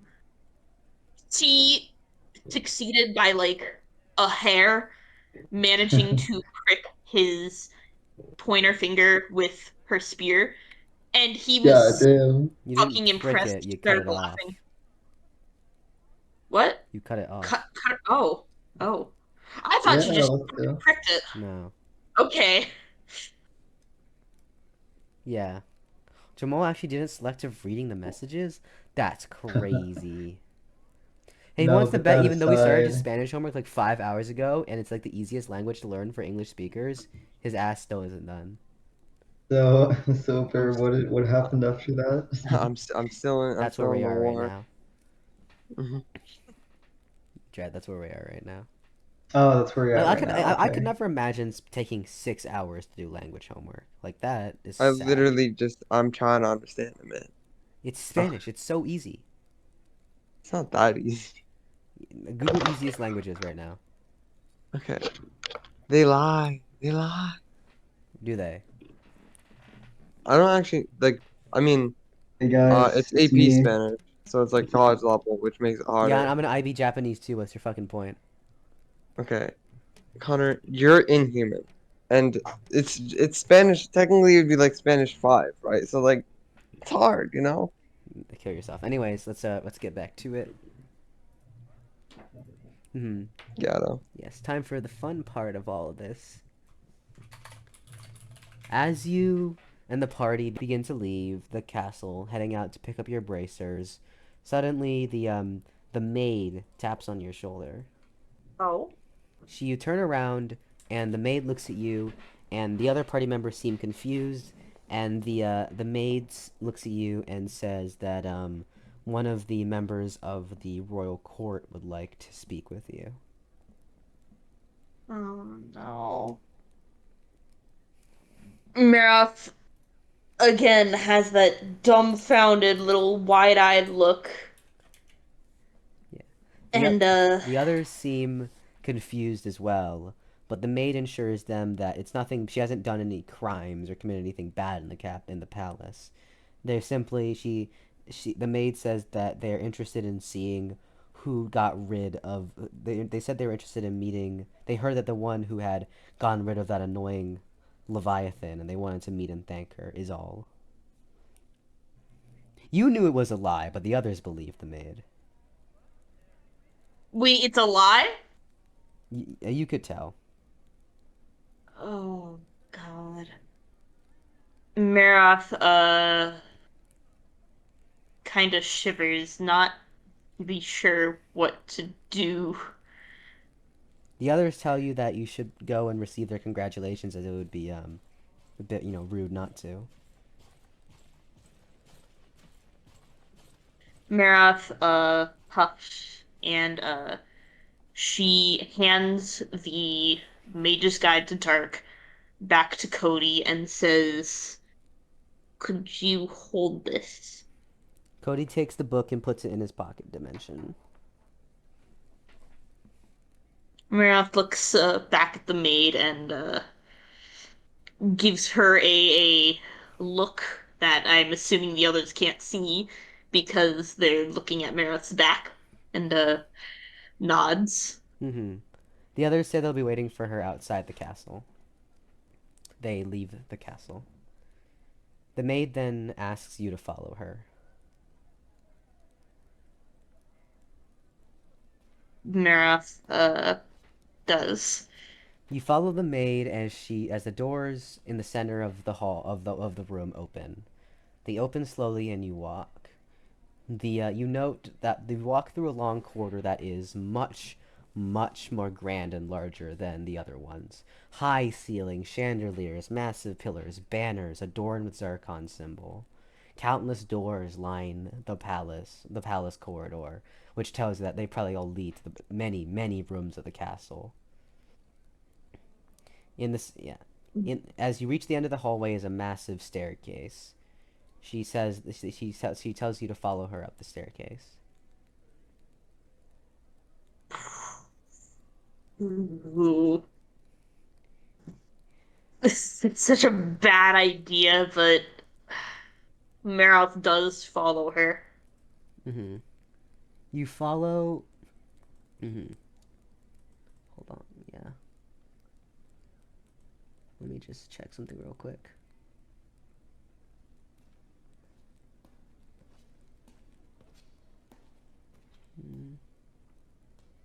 Yeah, okay. You walk up the stairs with the maid who is still silent. Notice how Jamal deafened. What a fucking loser, bro. And damn. Anyways, That's very wild. I guess he's missing out on the I lore. am. My hands are fucking shaking. Oh my Bird, you god. got called to the principal's office. Be careful. Shut up. We should all shit on Dude, him. you got We should all snitched on. shit him in lore discussion. Everyone's showing him in lore discussion. Hold on, wait. I need my cat has something to say about this.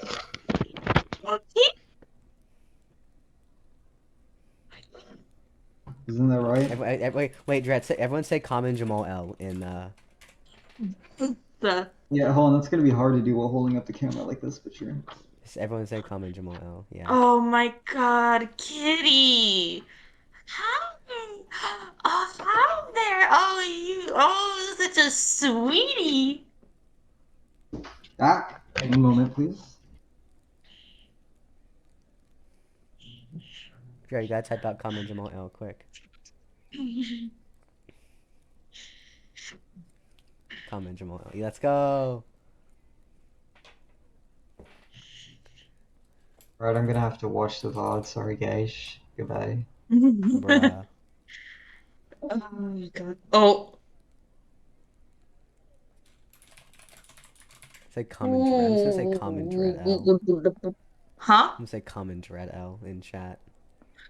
Dread L. Okay. Alright, well, Jamal doesn't want to be here. He doesn't want to be here, I guess. Sucks. I'm just gonna disconnect him. There we go. Since he doesn't want to be here anyways, you know? Anyways, yeah. You walk up the stairs, and you reach a new hallway. This hallway has windows, lights shining through. If you had to describe it in one way, it would be it'd be Judgment Hall. Oh, there he is typing. Also, oh god. That's not a good image. Bells ring, and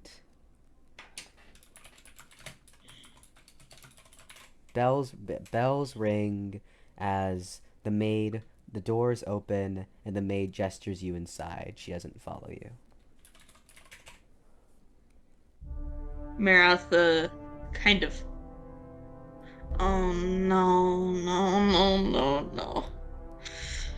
Maroth, hesitates a little before stepping in. But before she does, I am going to have her use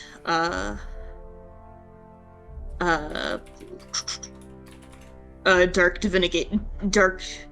divination again. Before entering the room, you activate your unique skill, Dark Divination, once again, and the spirits respond to your call. Maroth doesn't say anything, but she has this look on her face of uncertainty and dread. The spirits look at her and ask what exactly is wrong. Maroth, whispers very quietly, "I'm scared." The spirits look at her and say that they are really adept at... They say that they're best adept at strength and battle, and in terms of her own emotional well-being, there is not much they can do unless she acquires skills to help her with it. Maroth follows up with, "I'm afraid I'm in danger." They look at her and say, and then look at the room imposing in front of you and says, "I'm very sorry, but even if we helped you, if who's beyond these doors wanted you dead, there's nothing we could do to help you." Maroth feels this she feels all the blood just leave her face. And, just huffily breathes as she walks.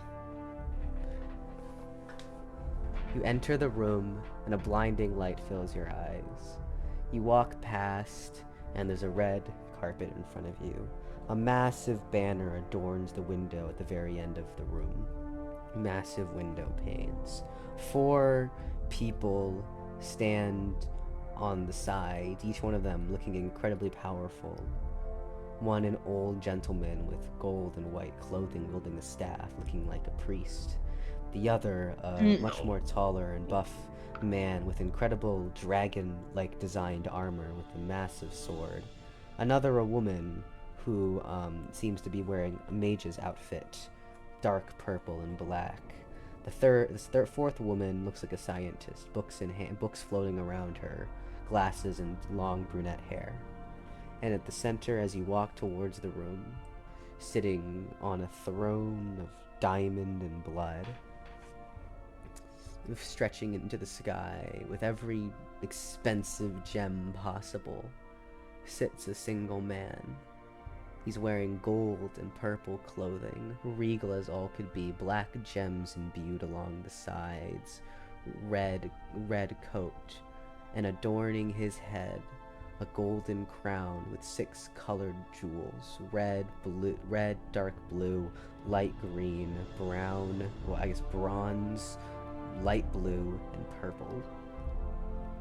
His eyes staring straight down at you with a smile on his face. The only thing you can do is walk forward.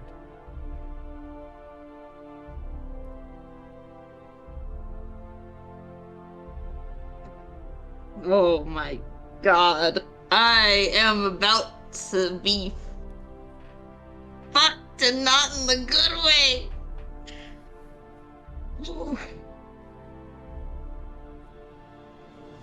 The priest, does he look anything like the priests that were after Maroth in Lorraine? Only in color. I see. Everything else about his That's still not...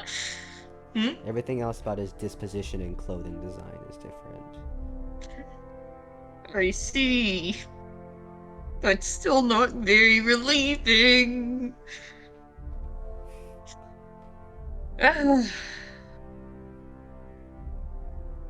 Maroth doesn't really know how the fuck you're supposed to greet this fucking Emperor of Zarconia. So she kinda just gets down on one knee. You get down on one knee and bow to the 15th ranked supreme entity, the Emperor of Zarconia, Zarkon Matthias. He tells you to raise your head. Maroth looks up at him. He smiles devilishly and asks, "What's wrong? Why are you so scared?"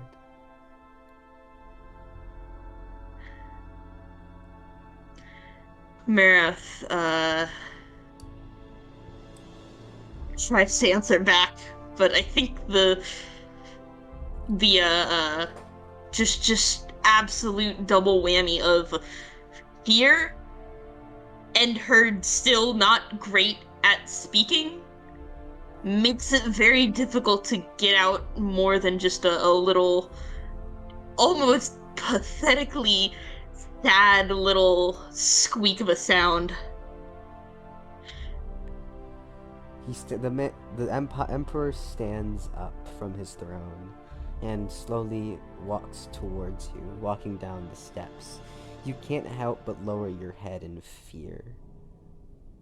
He is in front of you, and he looks down at you, and he asks, "I'll ask again, why are you so scared?" He then leans down, next in front of you, face to face. He looks at you and smiles and says, "Weren't you to think," looks at you and says, "I'm surprised you're so scared, considering you're the one who said I was fair and just."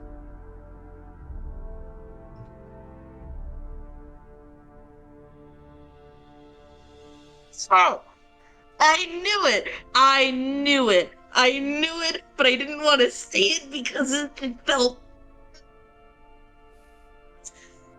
You slippery little toad, Connor, I swear to God. I fucking knew. I fucking knew as soon as I walked inside that castle, you would pull some horse piss like this. I swear to God.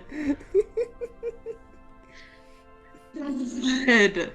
I knew it was him, but I was also just, is it him? Would Connor do that? I mean, it's fucking Zarkon. Maybe he's a busy guy.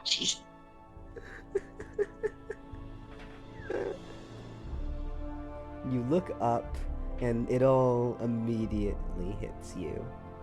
He orders you to stand up and face him.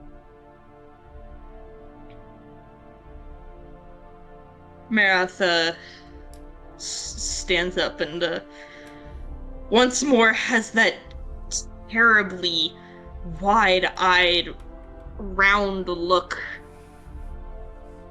He looks at you and says, "Do not worry. I invited you here to talk. Nothing more." Feeling the maid was lying then? Was it just, were you just throw that red herring at me just to see how I react? God.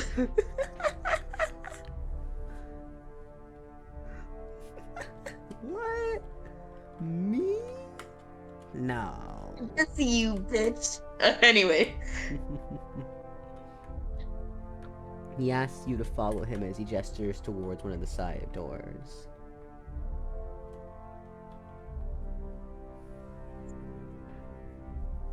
Maroth kinda has one little last glance at the priest before following him. You follow Zarkon into the corridor as you begin to walk. He talks to you and he says, "I'm sure you now understand why I was asking you all those things." Maroth nods. He looks at Somehow, even though now that she knows it's Zarkon, she still has that fucking pissy little fish girl look. That he did that. Uh-huh. He smirks and says, "Oh, don't be so mad." He brushes it off and continues to you continue to walk. He says to you that, let me think, what's the current? He says a little over 2 weeks ago, I was just monitoring the world, keeping tabs of things, managing my empire, when suddenly an invisible ray of pure magic struck the land right next to the Ancient Lake.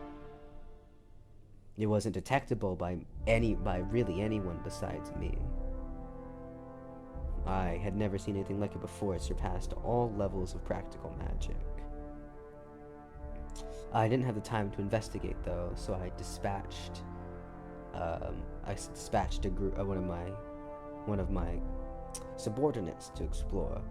They arrived a couple days later, but there was already gone. That was when I received a couple reports from my network that Lorraine had trouble with a demon girl. After monitoring you for a while, it wasn't hard to put the dots together. He looks at you with a smile of reassurance, but also a stare of contempt. He looks at you, and with a stern voice he says, "I do not know who you are, or where you came from. I'm aware that you have told people that you have amnesia since the day you arrived. Whether you are a creation of the gods, whether you are the advent of a new god, whether you are just someone who genuinely forgot who they were, does not matter to me. However, your power, and more importantly, your potential, is nigh limitless. And that's why I tested you, he explains. You arrived here in my empire, and the moment you stepped off that boat, you were the #1 threat to my empire. I needed to ensure that you would not pose a threat to my people. I needed to see what kind of person you were. And you proved to me that my worries were wrong. I know now that you will not bring him harm to my empire, nor to my people, so long as they do not bring harm to you. He looks at you and stops walking and says, like I said, I don't expect you to tell me who you are, and quite frankly, with your current situation, I doubt you could anyways. The only thing that matters to me is that you are not an evil entity, and you have greatly benefited my people by slaying the Leviathan. Now, of course, that is just a trite matter, and an excuse I used to bring you here. That doesn't mean I will not reward you, however, for doing so.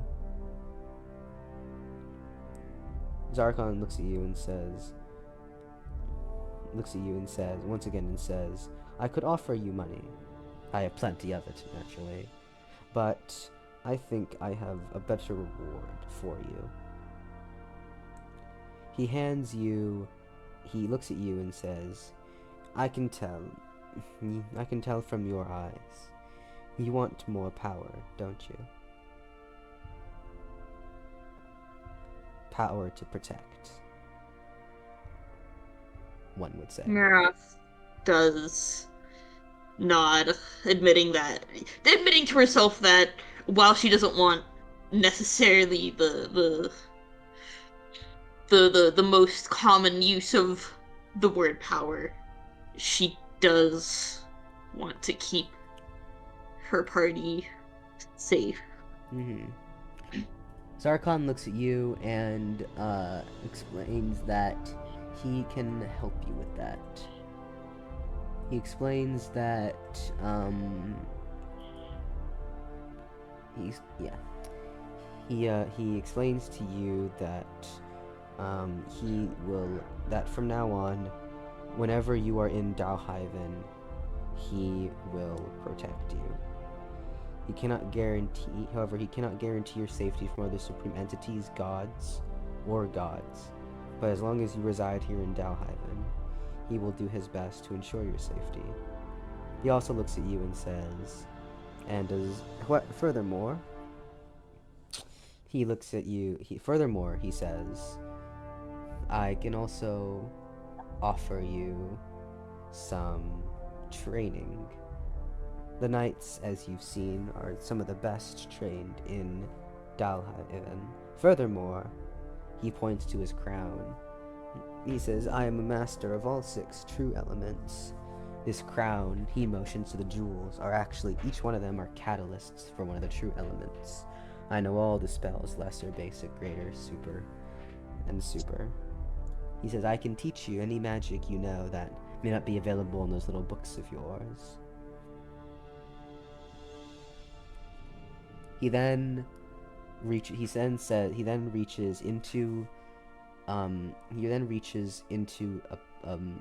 his pocket and pulls out this crystal. He explains to you that this is the crystal of the Leviathan she killed.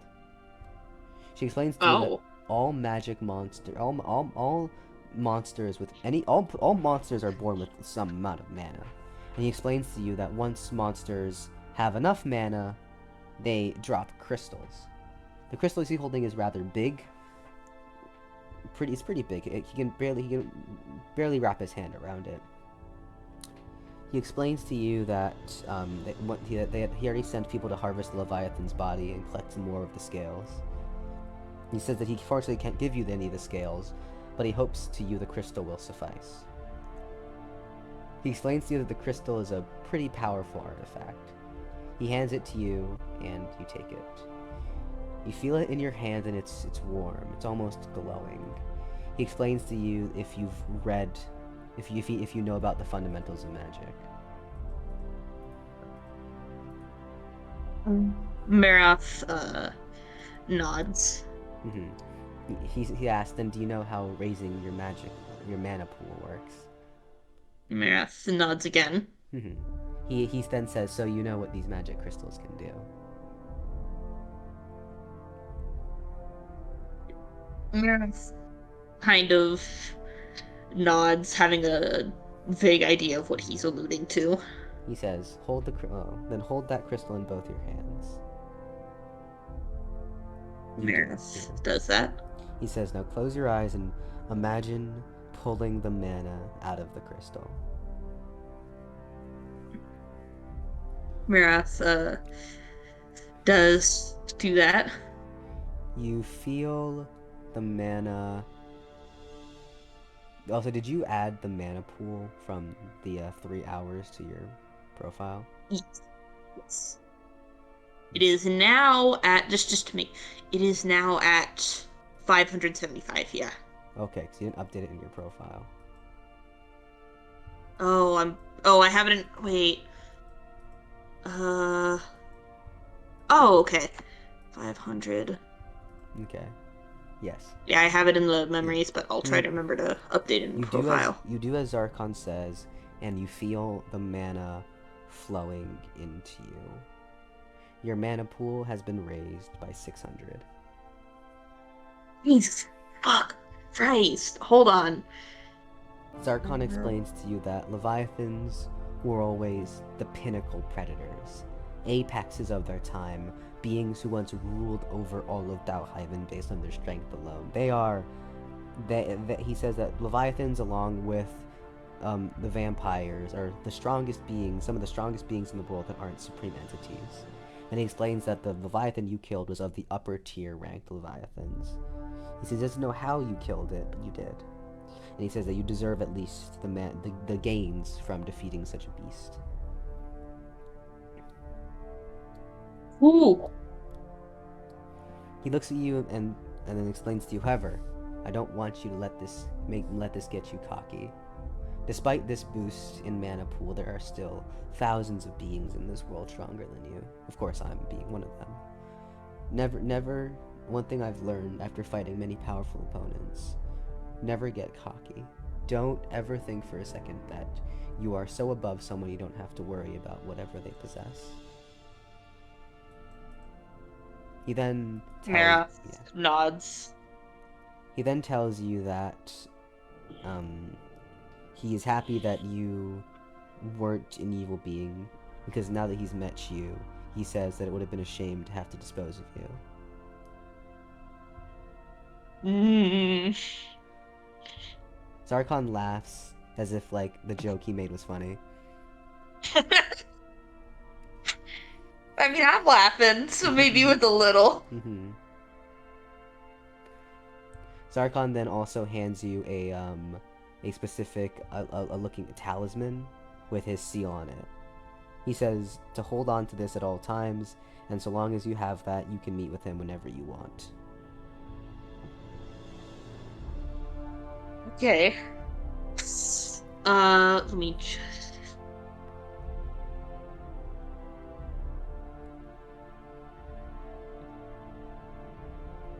Okay.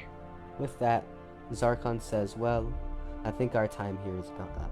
I'm sure your friends are getting antsy for you. He explains that... He then explains to you that if you ever want to come and visit and learn about the more advanced, the more powerful spells you can learn, I'll gladly teach them to you.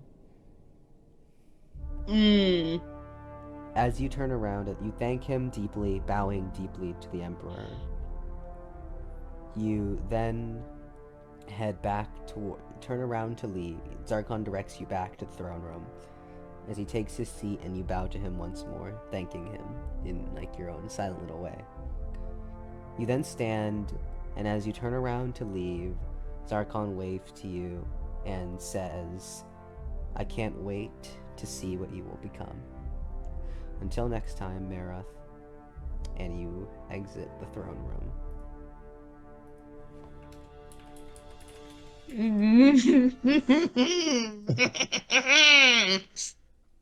Jesus. Motherfucker. What? Jeez. What did I do? What did I do? You know what you did. Yeah. Do I? Yeah, I think you do. No, don't play this fucking shit with me. Don't. No, no, no, I no, just no. did. Well, don't. God damn it.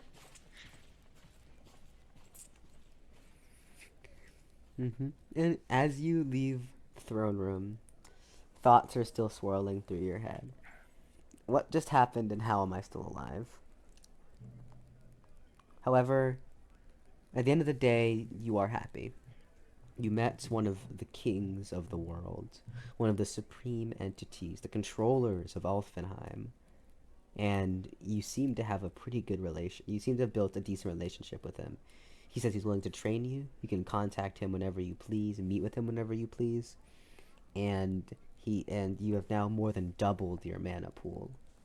Although it was terrifying, although you would never do it again, you're happy that the outcome was so beneficial to you. Smiling, you walk down the stairs and exit the castle. Lila and the others quickly rush towards you, excited, and they ask you what did the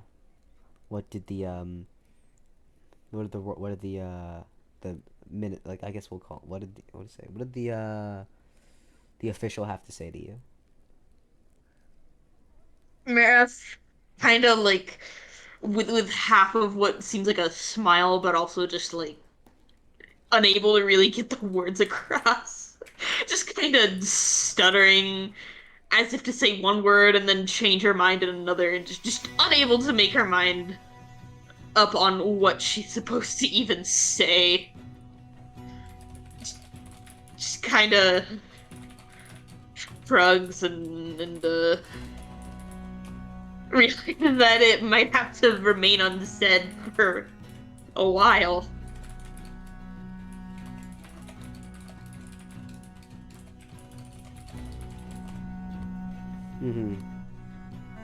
They realize that you're a bit overwhelmed still. They back off a bit and say, "Well, I hope it was it a good thing at least?"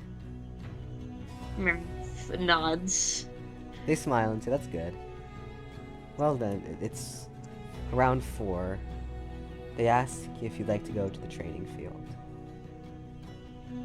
Did they pick up the braces while she was in there? We'll say they did, yeah. Okay, yeah, Maroth nods. They hand you the Leviathan scale bracers, and you put them on. Now your upper forearms are clad in these pretty glowing Leviathan scale bracers that look really nice.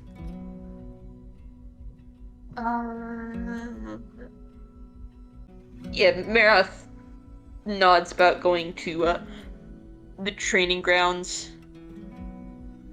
And with that, you set out to learn some magic.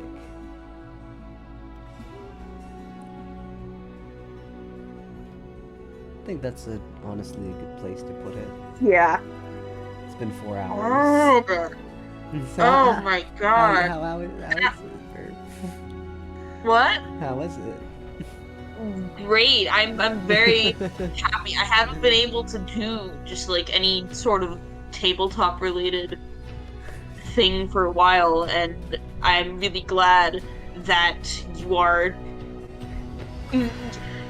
are meeting my expectations for a good DM. Uh-huh. I- You say I that, had a like, lot of meanwhile PM. Burb's hands are shaking just by, like, walking into the throne room, like... That's the kind of shit I was hoping for. Like, I haven't been able to do things like that in so long because my group broke apart, and I'm so glad we're living up to that. Probably going beyond it. Yes, I am just... That's great, I know. Okay, I'll end the recording.